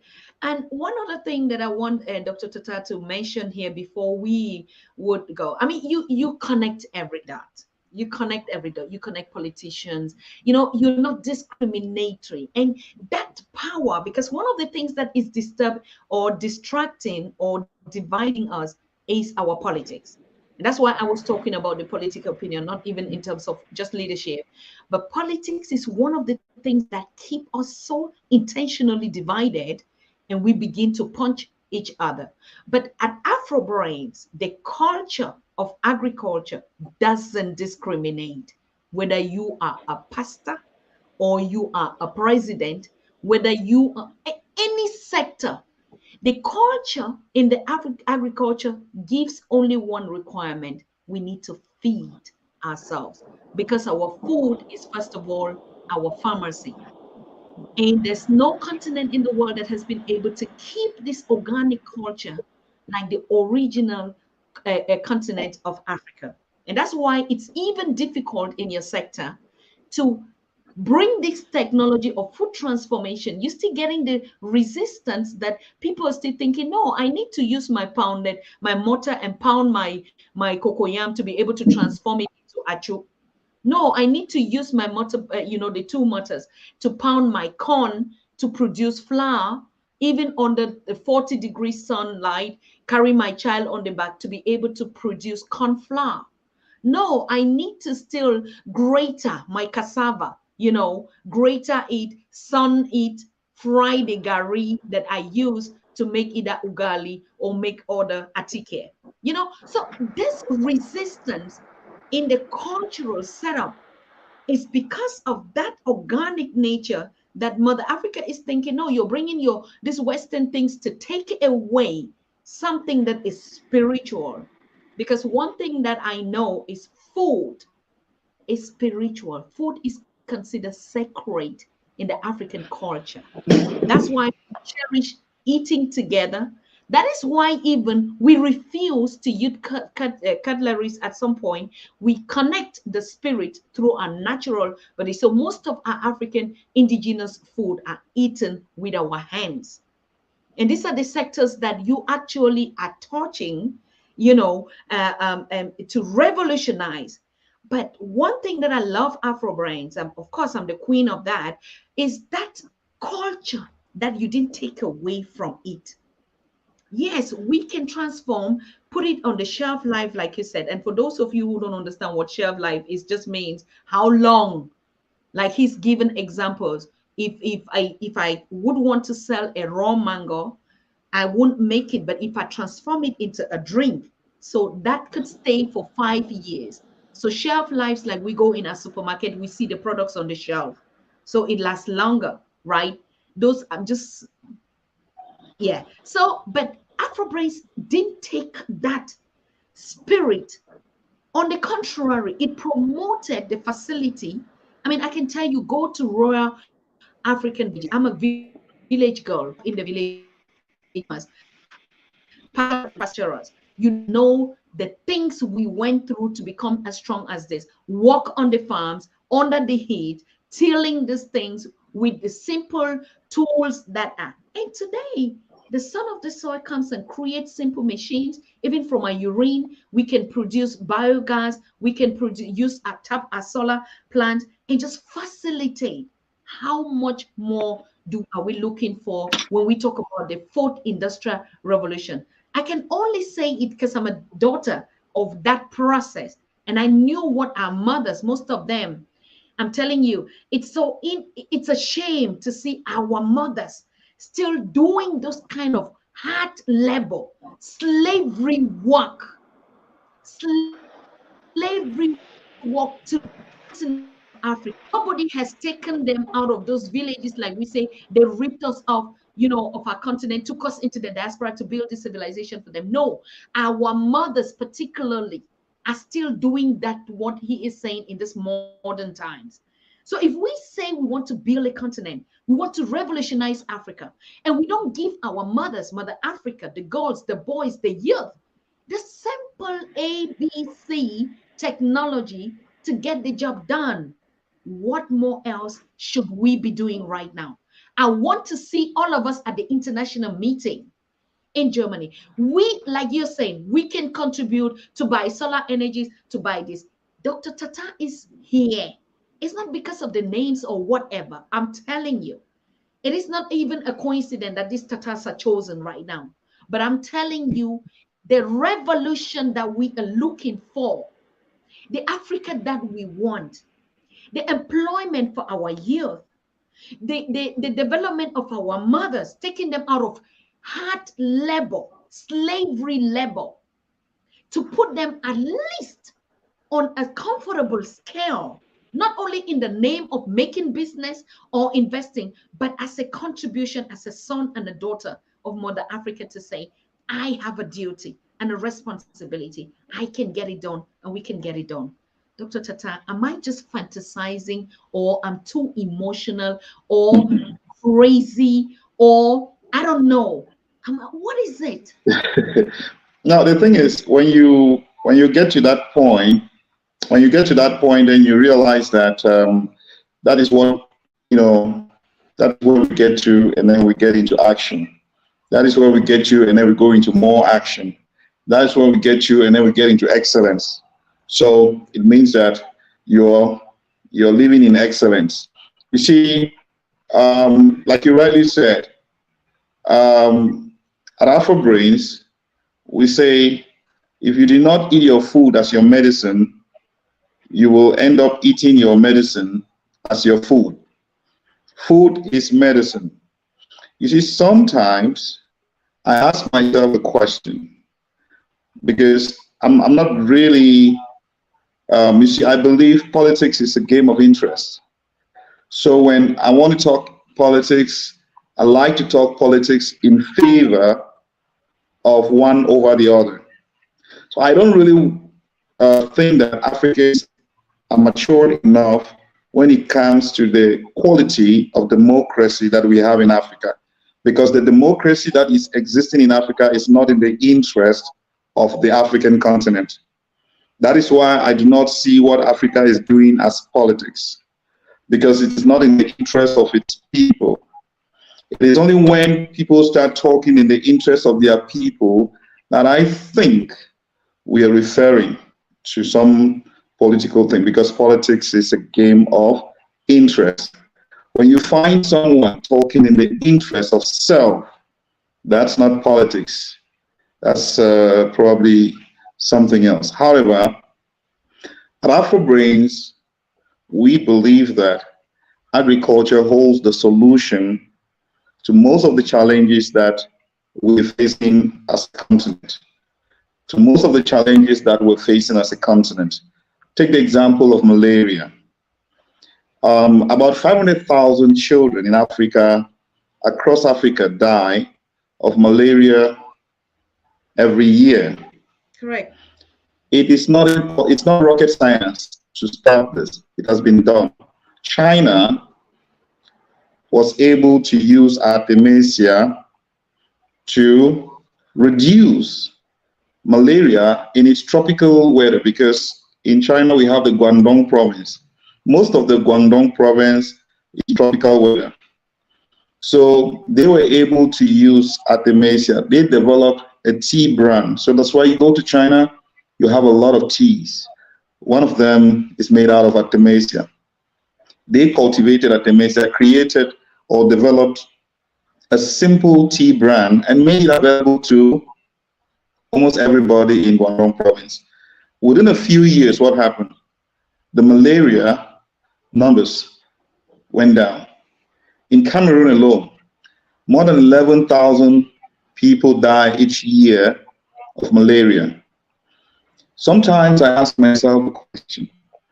Do our politicians just want to be seen to want to solve problems, or they actually in turn to solve problems?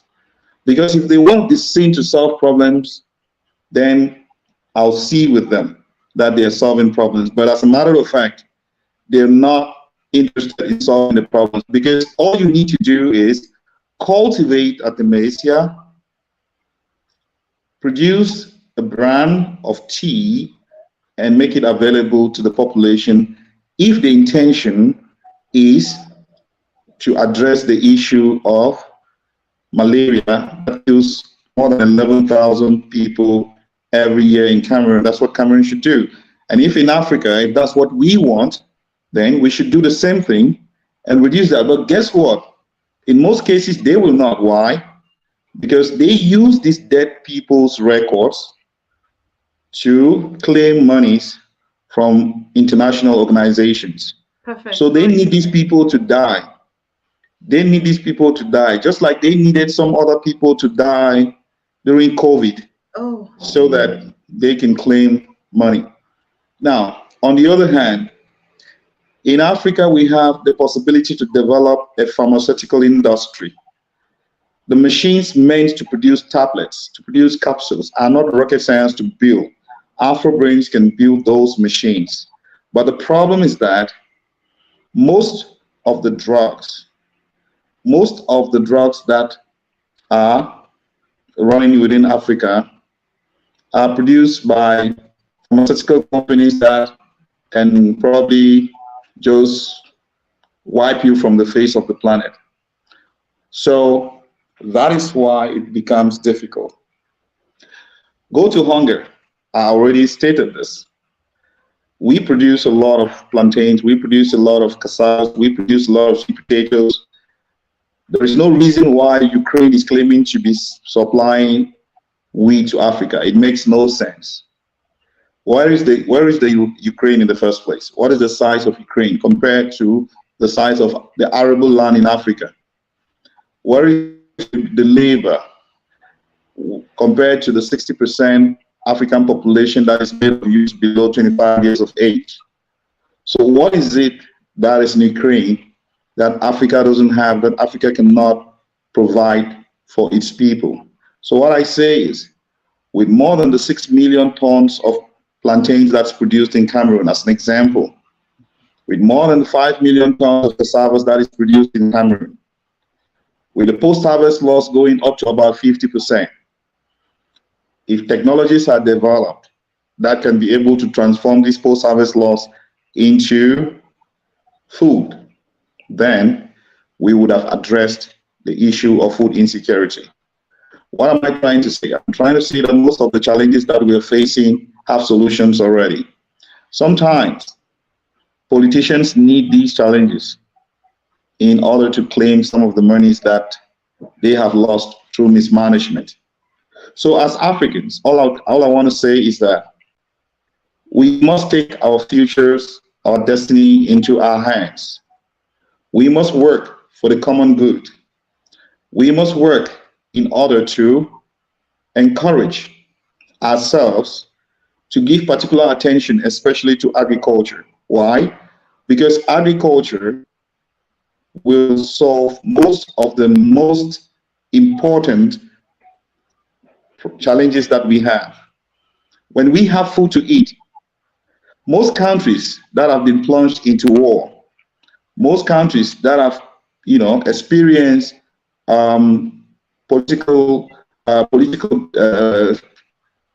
challenges and go into war, it didn't come because of the political disagreement. It came because of hunger. People could have political differences. People could have cultural differences.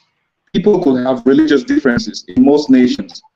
But if you add hunger to it, it is easy for that country to get into war. Correct. That is why I continue to encourage Africans all over that we should, especially those in the diaspora, the Africans in the diaspora must recognize, must realize that the future of Africa is in their hands.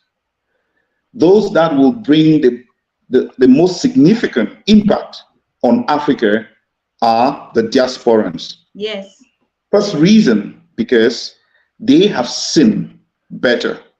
They have seen what is not available in Africa, but what is possible for Africa. That is one important reason. Another reason is that they have the possibility to team up with the little resources that they have in order to transfer the technologies and multiply the technologies that they have seen in other countries. What Africa needs is the Industrial Revolution. And that is what Afro-brains is doing. When the world was experiencing the Industrial Revolution in history, this experience was not shared with Africa. This is Africa's time to experience the Industrial Revolution. There is very little difference between our developed countries and our less developed countries. The core is in the mechanization of these systems. When we develop technologies, when we build machines, when we mechanize Africa, when we mechanize agriculture in Africa, the future of Africa is going to change. Why? Because we are going to have more food available. We are going to have more food to sell. We are going to have more solutions for our health. We are going to explore more our natural environment to add more value to our natural environment. We are going to create more values out of our natural environment. Those are just some of the advantages, the values that we can tap out of our natural environment. So the Industrial Revolution is what we expect to be taking place in Africa. And the diaspora, I repeat, the diaspora are those that should lead this change, are those that should cease from feeling comfortable in other people's country and look at what Africa can be. Because you see, today we are talking about the West being more developed. Climate change is going to turn the world order.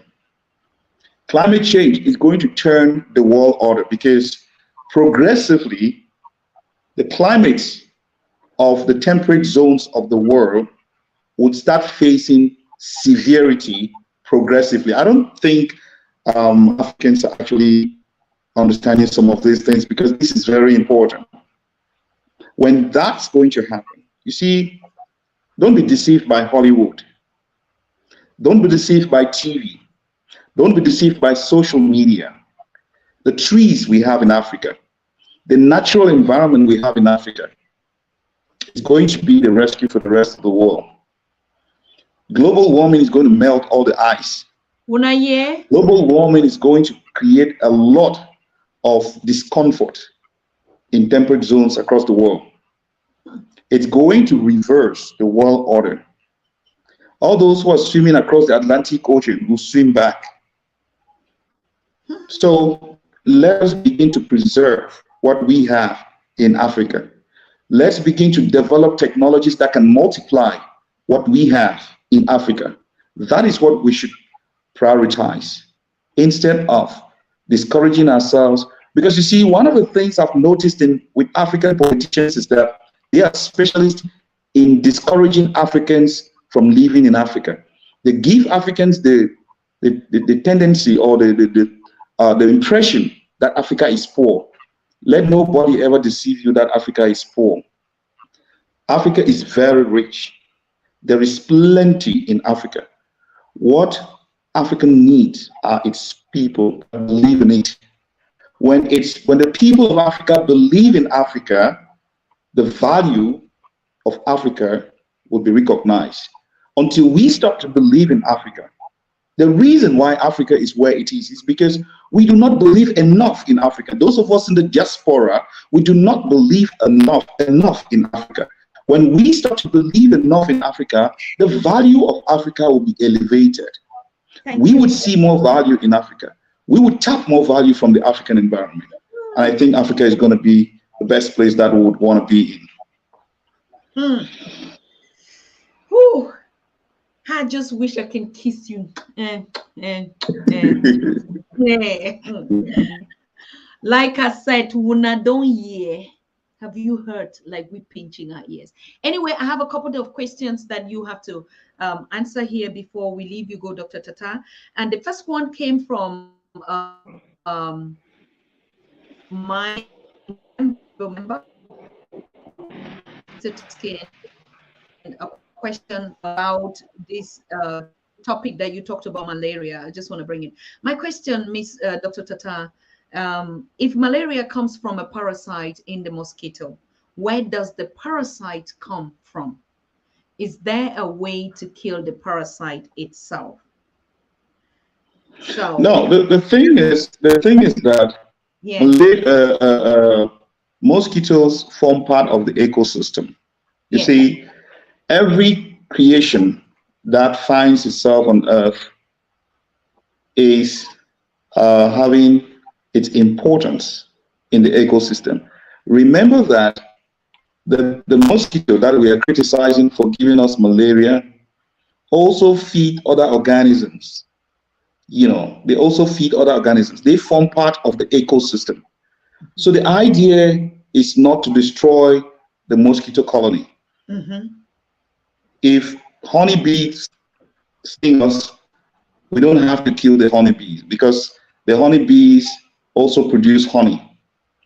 So what we have to do is, there are lots of ways. Science has studied, science has studied a lot of these things, and science has presented to us. You see, when coronavirus started, it was noticed in China, at the time I was in China, it was noticed that amongst the black population, the black people were not experiencing the coronavirus, but Chinese people were falling and dying. When a black person's blood was studied, and they noticed that there were certain components in the blood that was actually fighting against the virus. So further studies revealed that it was as a result of our exposure to chloroquine that we developed what we call an artificial active immunity. So because of the environment in which you find yourself, because we are living in a tropical environment, because we are being in, the mosquitoes bite us every now and then, as we grow up, we develop what we call an active immunity, natural active immunity. Natural active immunity is that one which your body develops, because your body has the ability to produce antibodies against external pathogens in its environment. But when this immunity is that which you get as a result of exposure to a medication like chloroquine, it becomes what we call an artificial, but it is active. So artificial active immunity. So despite the fact that the mosquito gives us malaria, but it also enables us to develop what we call a natural active immunity, which does not immune us only to mosquito bites, but it could also give us immunity to other things. Because if we did not get the immunity from the mosquito bite, we might have been killed by coronavirus. So you see that. Because there are viruses in that category that if it's not malaria, it could be its cousin or its brother that is going to get us.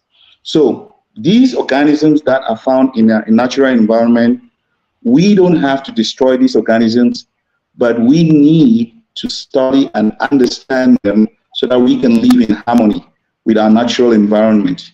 Oh my God. Whew, this is more than spiritual. I can already tell you that. I'm telling you, because we are a human species, and we have our brothers in the different human categories. And that's why when we say Mother Africa is the birthplace of humanity, what Dr. Tata is explaining is just bringing that concept why we need to work together with our human species, with the earth, whether it's in terms of water, rivers, our mosquitoes, and everything. They are part of us. Every creation was brought for a purpose. So whatever it is, because most of us, we human species, are the most destructive of the other creatures, that's even why they bite us to start with. Okay, now we know these stories, like from the village, the mosquitoes, we played with them like they were our friends, you understand? But when they started and they came and start killing the mosquitoes and spraying them, they multiply, because everybody has a right to this nature. That's why you attack them, they would fight back. We keep talking about war, but we keep talking only about war between us, we humans. But we don't understand. And now we're getting the spiritual war, that anything, and we used to give that example. You can make all your guns and whatever you want to make. But just take, for instance, just like the theory of Noah and the ark in the Bible and the flood of the water. If this water begins to rise and rise and rise and rise and rise, tell me what kind of weapons you can do to stop it. Because the idea is we destroy our oceans with plastic. I keep telling us every day. And this water is part of what a human system is made up of, 70% of water. And so if you destroy that element that is in it, because we're naturally destructive, we don't understand, we don't listen to what the other energies in our space is talking to us. And that is why I gave us a clear example. Anybody that dies in water, water sends it back to earth. There's nothing that water rejects it. Water is like, this is not part of me. Take your trash to the earth. Plastic, whatever. We've seen even all this drama about fishes. No, water rejects it back and give your trash to you. Why? Because water is a spirit. Because every other component of the universe is a spirit. But what we are fighting to talk about our unity is the same thing. When we coexist with this other element, we unite to understand them, even our diseases, and know how to live and manage with them. Then understand that we are only creating a better world. And this is more than just even being African. This is more than just being Black. This is more than just even being Africanness. When we understand that the only place that Mother Africa kept was the continent of Africa in this darkness, so that he can be able to rescue the world, then maybe, just maybe, we'll not always be talking at a shallow level of, oh, we know uniting and connecting, to see the bigger and the deeper picture of how we can make the world a better place. I just want to thank you, Dr. Tata, for that element that you brought. And the next question was from this brother saying, yes, beautiful, brilliant idea. This agriculture, everyone, nobody is dumb to understand that that is what we truly need in our space for today. But without a banking system, for instance, to store even our seed, like Rutendo talked about, creating a banking, a bank for our seed, but also money as a currency to be able to do our transactions. What do you have to say about that? So, yeah, that is a very intelligent question. That is very brilliant. You see, I've been talking a lot about seeds across Africa, and I'll continue to talk a lot about seeds. I've been talking to communities that buy seeds from abroad. Just like we were talking about the mosquitoes and malaria, we also must bear in mind that with our progressive change of diet, we get more and more exposed to certain health conditions. Take, for example, somebody leaves from Africa and goes to the US and stays there for several years. Now, when the person comes back, because of the person's change of diet, because of the person's change of nutrition for a very long time, when that person experiences malaria, the severity is going to be much more than that of someone who has been living in Africa all along. So our diet also exposes us to health conditions. And this also has to do with the quality of seeds that we plant.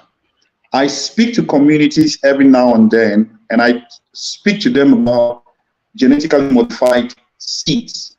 I've always told communities in Africa that it is possible to program how your reproductive system in Africa is going to be from the seeds that I sell to Africa. If I am a European, I can program the seeds that can determine whether you're going to start developing homosexual tendencies or not. I don't have to come and force you to become homosexuals. I don't have to come and twist the arms of your government to force and allow room for homosexuals. The only thing I can do is I can program that in a seed and send to and sell to you, or come and give to you as an aid or a gift. And you take it and you cultivate, and all of you eat. And before you realize it, you see that a lot more youths will start demonstrating the tendency of wanting to be homosexuals. That is scientifically proven. There is a technology referred to as gene editing. You can inbuild into seeds any human characteristic that you need. You can actually make it in such a way that people can consume certain seeds and have certain tendencies. People can consume certain seeds and only grow to a certain height. People can consume certain seeds and develop certain health complications. You can exterminate a whole race by programming the seeds that they plant and consume. So this is important that Africans must know, that if you want to protect and sustain life in Africa, the core, the secret is in the seeds. The seeds that we buy, the seeds that we cultivate is what will determine what we become tomorrow, what Africa becomes tomorrow. No matter the visions, no matter the dreams, no matter what we hold for Africa, if we do not plant good seeds, our sustainability shall be sold. Across Africa today, a lot of groups are happy that international organizations are dashing out seeds to them. But I warn you, go back to your local villages and multiply your seeds from there. Across Africa, we have a lot of scientific groups that are working on seed multiplication. Genetically modified seeds are not good for Africa. Some groups, some institutions across Africa do hybrid seeds.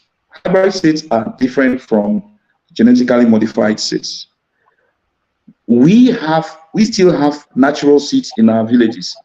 What we need to do is get those seeds and give them to the seed multiplying organizations that we have locally in Africa.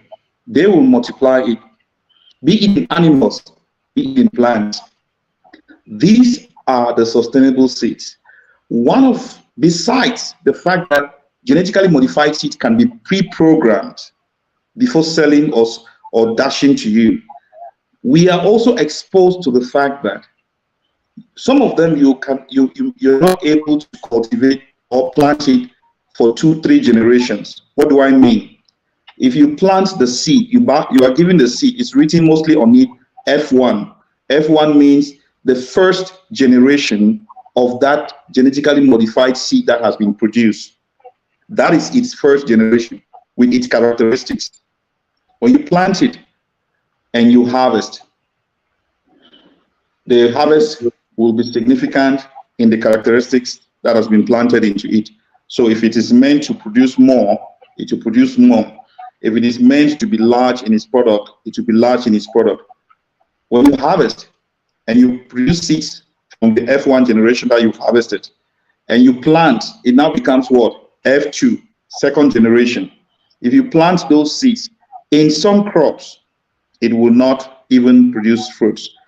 Because you see, when a genetically modified seed comes in contact with the natural earth, it transforms the seed back to its natural nature.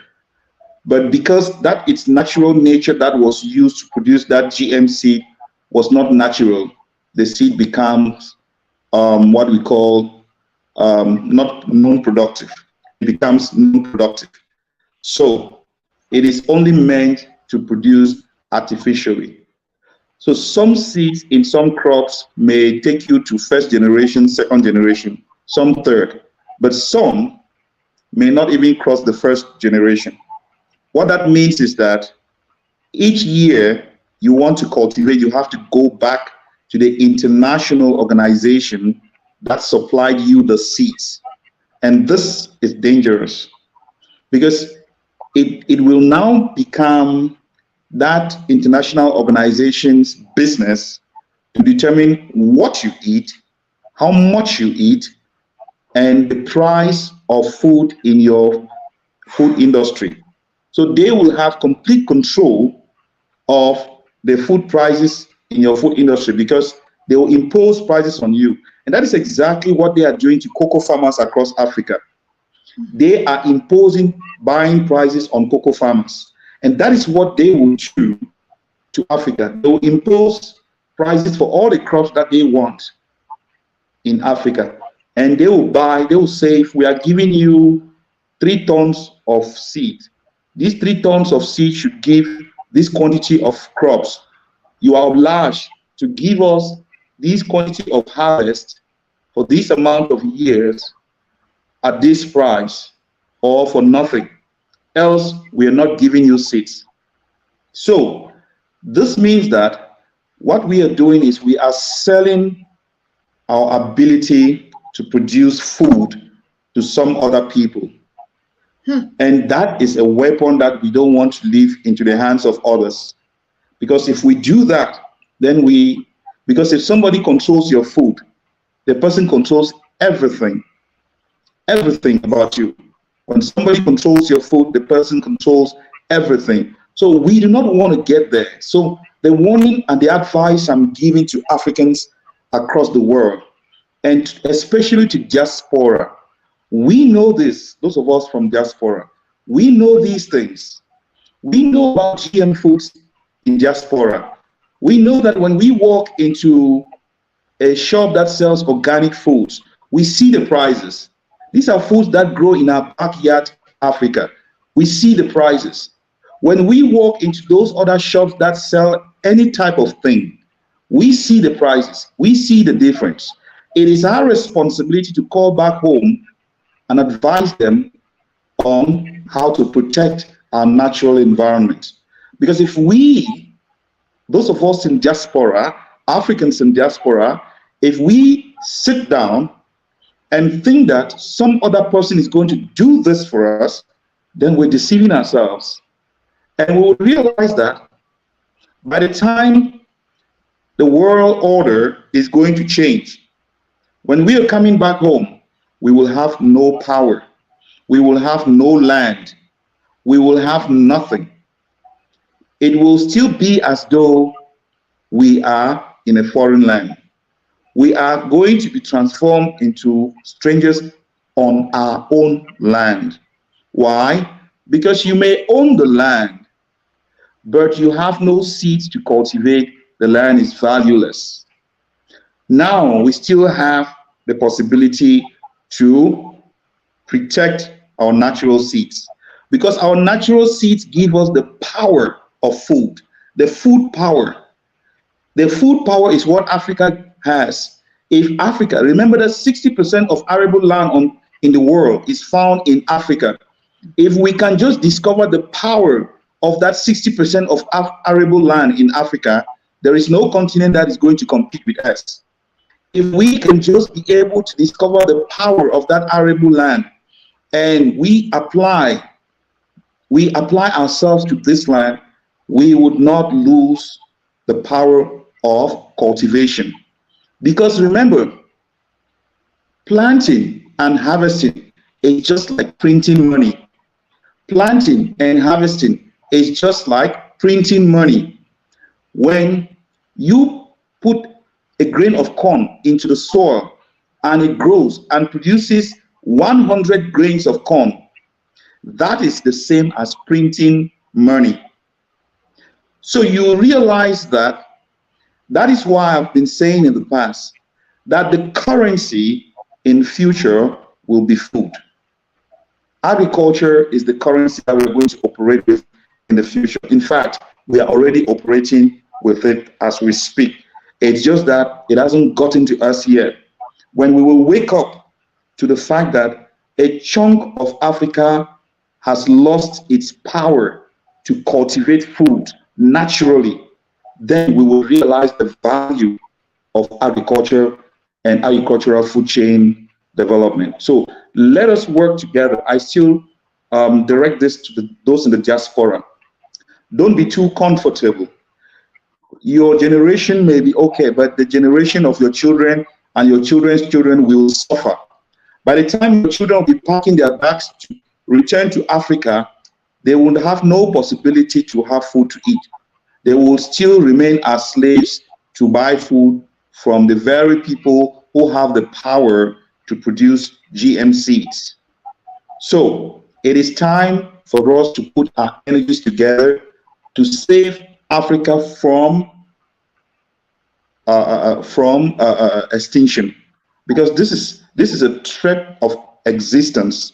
When we are on a planet whereby we are losing all the powers that we have, we are losing our power to cultivate. That's the greatest power we can have. We may also lose our power to reproduce if we are not careful. We may also, because if our plants are already being manipulated from reproducing, the power of reproduction has been given to another person. Very soon, our animals, in fact, as if I'm kidding, the power of reproduction of our animals has already been given to another person. The power of our own reproduction is gradually being given to another person. Maybe in some years to come, when you want to have a child, you may have to go and take a commitment somewhere. So let's be very careful. How can we stop all this? We can stop all this by working together. Diaspora, you know this. You all know these things. Let us team up. Let us work together and save Mother Africa.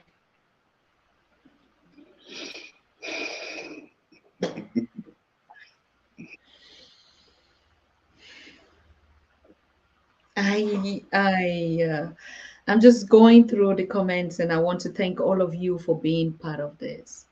Now you see, when we say the world is being extinct, and you know, when the world goes down, we go down.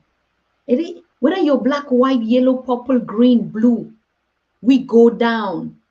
When the ship sinks, we are sinking with it. I talked to my mom the other day, and I mean, that was last year, and I said, Mother, what about the seeds that I grew up? What is the situation of those seeds? And she told me it is a disaster. And that even before, you know, they left the rural regions because of the war in Cameroon, or the challenge in Cameroon, there was already the foreigners, the Chinese, that had already been trading on this modified seed. And so even just the way they used to do their agriculture and produce all of those things, before they even left the villages, the royal sector was already not productive enough in such a way that the competition in the marketplace, when they're selling their crops like cocoyams at the TAT market space, and those that were using the GMO seeds, you look only the products in the market space. Because of the ignorance of the people tend to buy the GMOs because it looks fresh, it looks bigger, it looks attractive, it looks but like selling you a poison or something like that.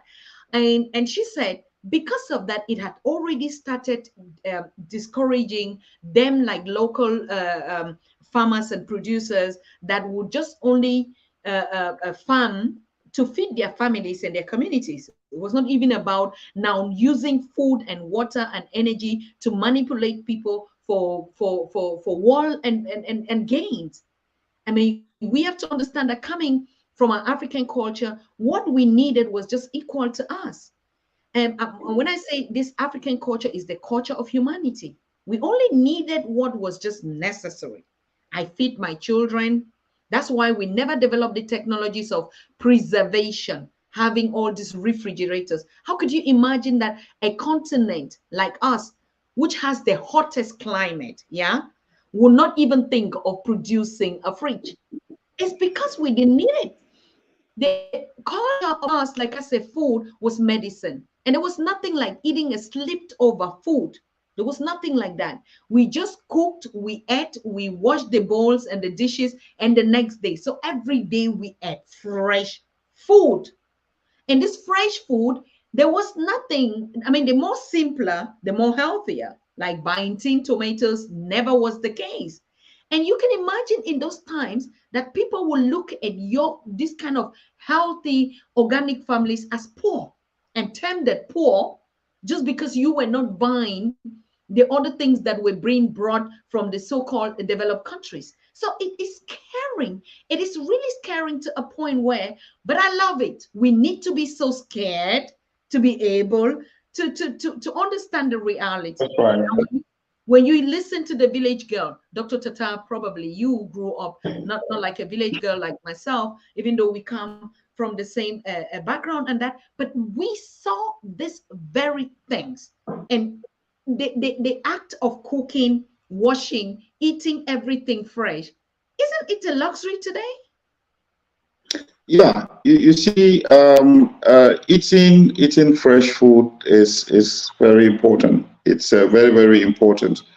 But you see, like I said, the world is changing because people with bigger egos are destroying the natural environment. I remember when I was much younger, of course, when I used to go to the farm, we used to drink water from the streams on our way to the farm. Sometimes on our way back, we would still drink the water from the running streams. But nowadays, there is no such streams that you would be able to dare drink water from them anymore because of pollution. Because you see, our environment is being destroyed. Global warming, in fact, most of those streams that I'm referring to don't even exist anymore because of global warming. And we also have human behaviors, you see. So a lot of factories that are built, you know, they build in such a way that the waste, like even you see most of the developed countries, they spend most of their time pumping nuclear waste into oceans. And sometimes they pretend to be surprised when they see whales, you know, being pushed to the shores. They act like as though they are surprised. They know that they are dumping nuclear waste into the oceans. Where do these nuclear waste end up? Some of those whales have to die because of that. So we're gradually degrading the environment. And this has a very serious impact. If you look across the world today, the fishermen, they can testify that there's a serious problem with the fish population across the world.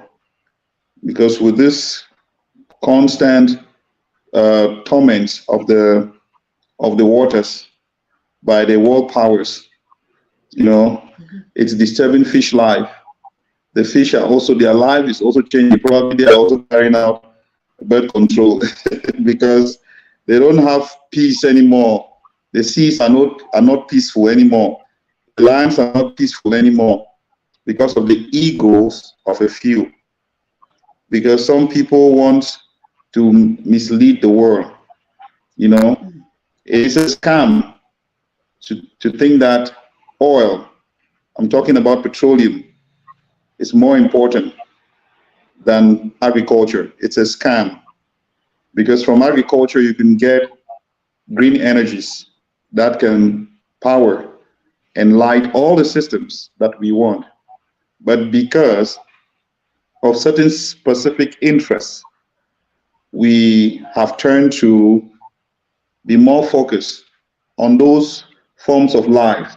You know, one difference between Black inventions and Western inventions is sustainability. The main difference, when you find a Black man who invents something, it's always green technology. Most green technologies are invented by Black people. If a Black man were to invent energy, he would invent green energy. Energy that is in harmony with the environment, not energy that destroys the environment. Energy that goes to enhance the environment. So these are the quality of things that Black people think about. Black people think in harmony with their environment because that is who we are. Because you can actually see this, the color of our skin is like the color of the earth. So we are more friendly, we are more closer and friendly to the earth than any other race.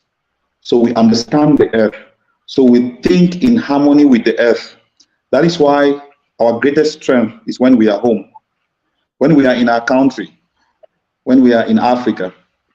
That is when we have our greatest strength. Because the soil that we see looks like us, and that's where our greatest strength comes from. So I'll say that the environment has changed, our behaviors have changed, our ways of doing things are changing. We in Africa, we just need to begin to put in place those technologies. We can, you see, one thing I say Africa is very blessed is because there are lots of technologies in the West that they have realized that they were big mistakes. But here is Africa, it's a clean slate. We don't have to reinvent the wheel. We just need to select those technologies that we know will not destroy our environment, and we begin to put them in place. When we go into agriculture, we implement those technologies that will not destroy our environment. We don't have to go and start from pesticides before discovering that those pesticides are bad. We don't start from there. They are already manures or farm inputs that are natural and organic, like the sludge from the biogas plant. It's natural, it's organic. So we don't have to reinvent the wheel. The people in the West have already experimented a lot. They have suffered the consequences and still suffering a lot of the consequences. We just have to learn from such obvious examples and develop more advanced technologies. When I talk about advanced, I'm talking about technologies that are designed to sustain human existence. Because today we are even talking about agriculture. Meanwhile, other people are talking about artificial intelligence. So we seriously need, because with artificial intelligence, we can build all sorts of machines. We can build all sorts of machines. Machines that the thing is, we live in a world where if you can think it, you can do it. If you can think it, you can do it. So it's our wish that people think right, that people think good. Because if we allow the world in the hands of evil, more evil thoughts will produce more evil technologies that will destroy the world. So people should not look at this and stay unconcerned. People are generating all sorts of things. People, you can imagine somebody just has the right query for GTP, ChatGTP, and that query designs a program that can mislead young people. He's going algorithm that can mislead young people, and that algorithm is going to mislead a lot of young people without them even having any idea. So there's a lot. There's a lot. Hopefully, in other programs, we're going to talk a lot more about this. I want to thank you so much, brother. I want to thank you so much, Dr. Tatah, and I thank my wonderful, honorable audience.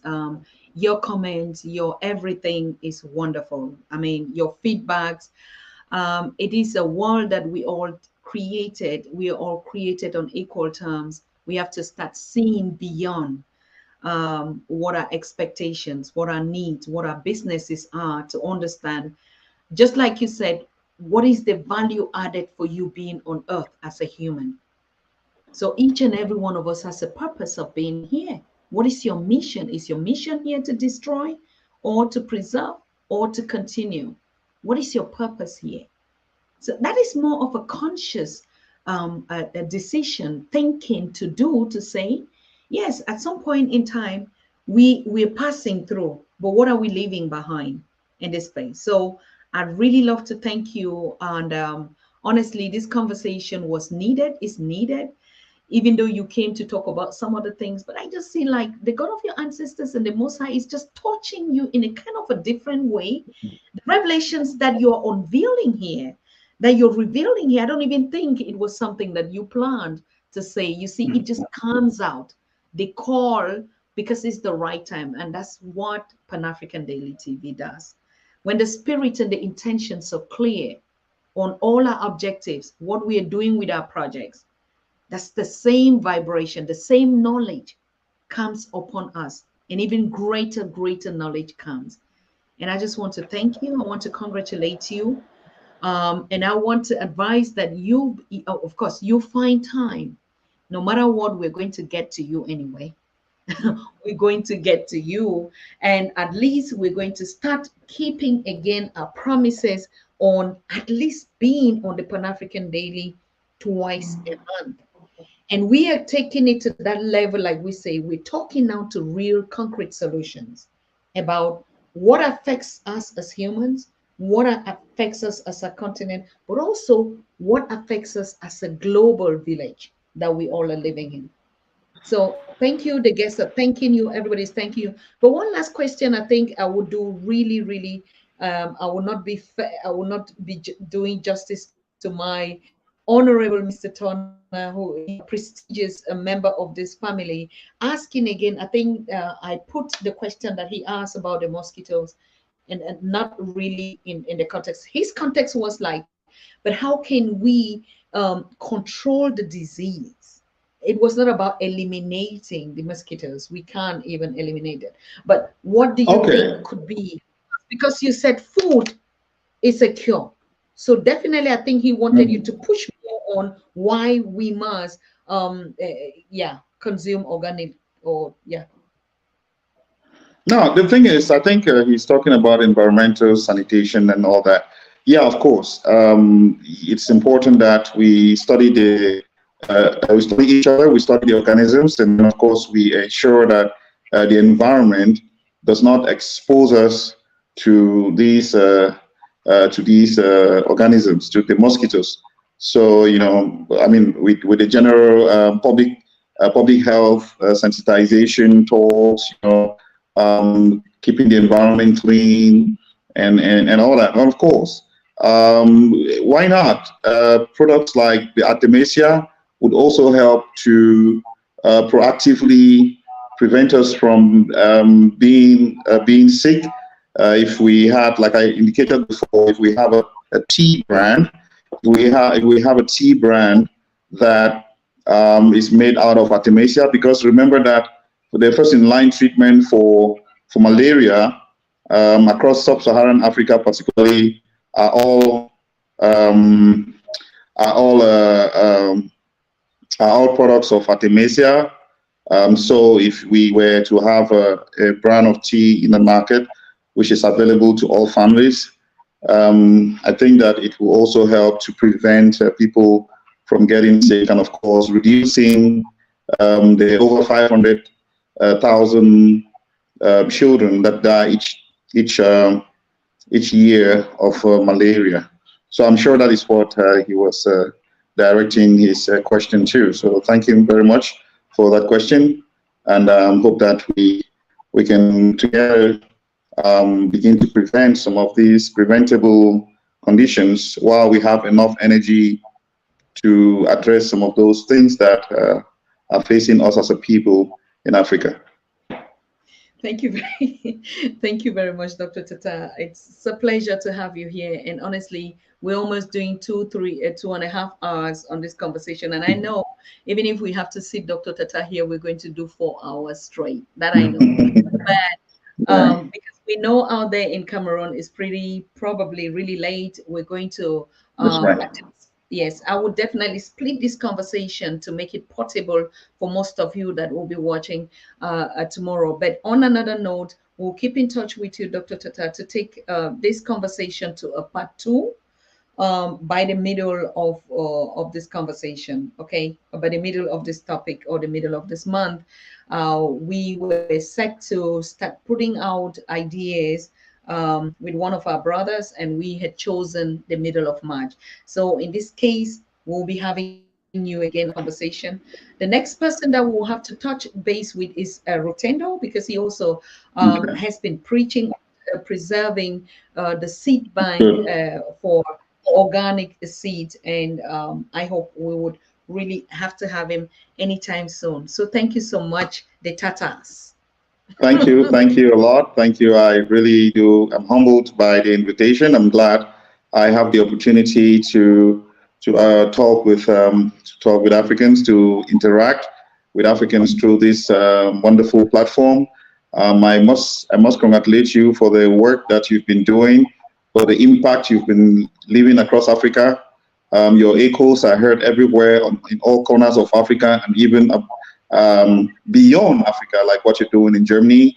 So I hope we can join you in the upcoming events in Germany, so that Africa can be seen, not just seen to be doing the right thing, but actually doing the right thing.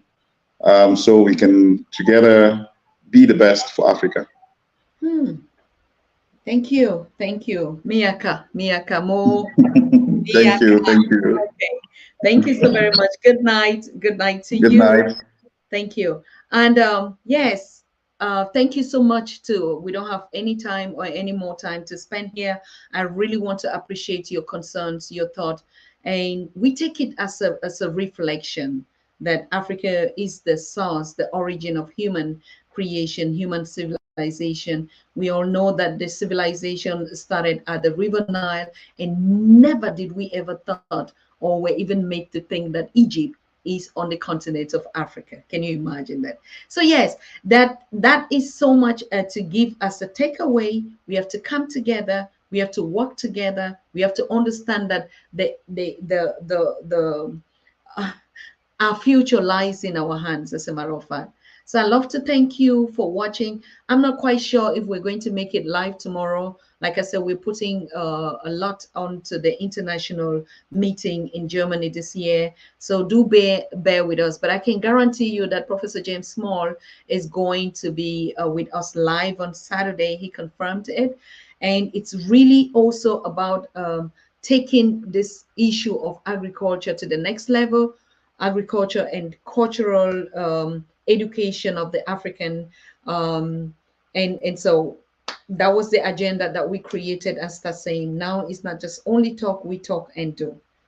And like I said, thank you very much. Thank you to all those that have contributed, our honorable members. And if you're here, you haven't signed your membership, what are you waiting for? What are you actually waiting for?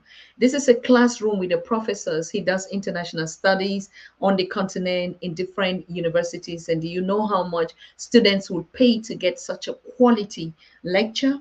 So we have to do justice to ourselves to say, Yes, we do understand that we're the champions to bring our own solutions to contribute to world peace and order and stability amongst our race and humanity as a whole.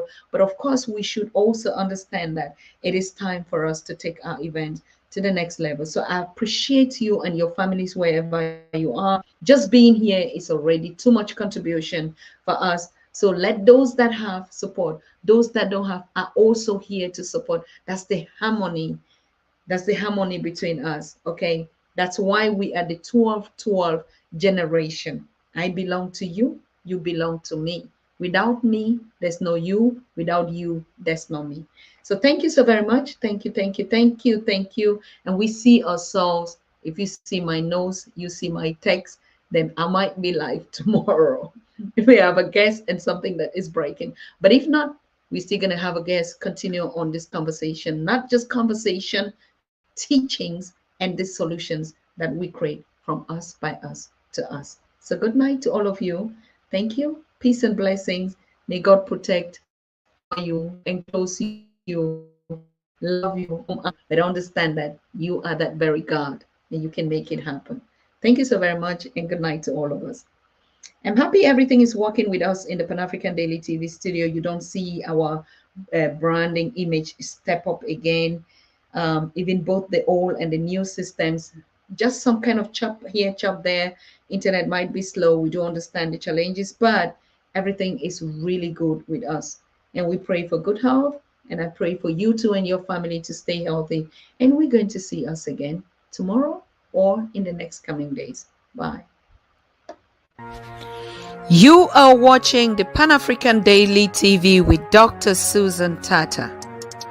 The Africa we want: unity, consciousness, our culture, our spirituality, our history. One Africa for Africans worldwide. Motherland's calling its diaspora home. Join my voice. Join my team. Join my campaign. Campaign 21 hashtag 1 million subscribers on the Pan-African Daily TV YouTube. Be a volunteer. Apply now. Be the new Africa.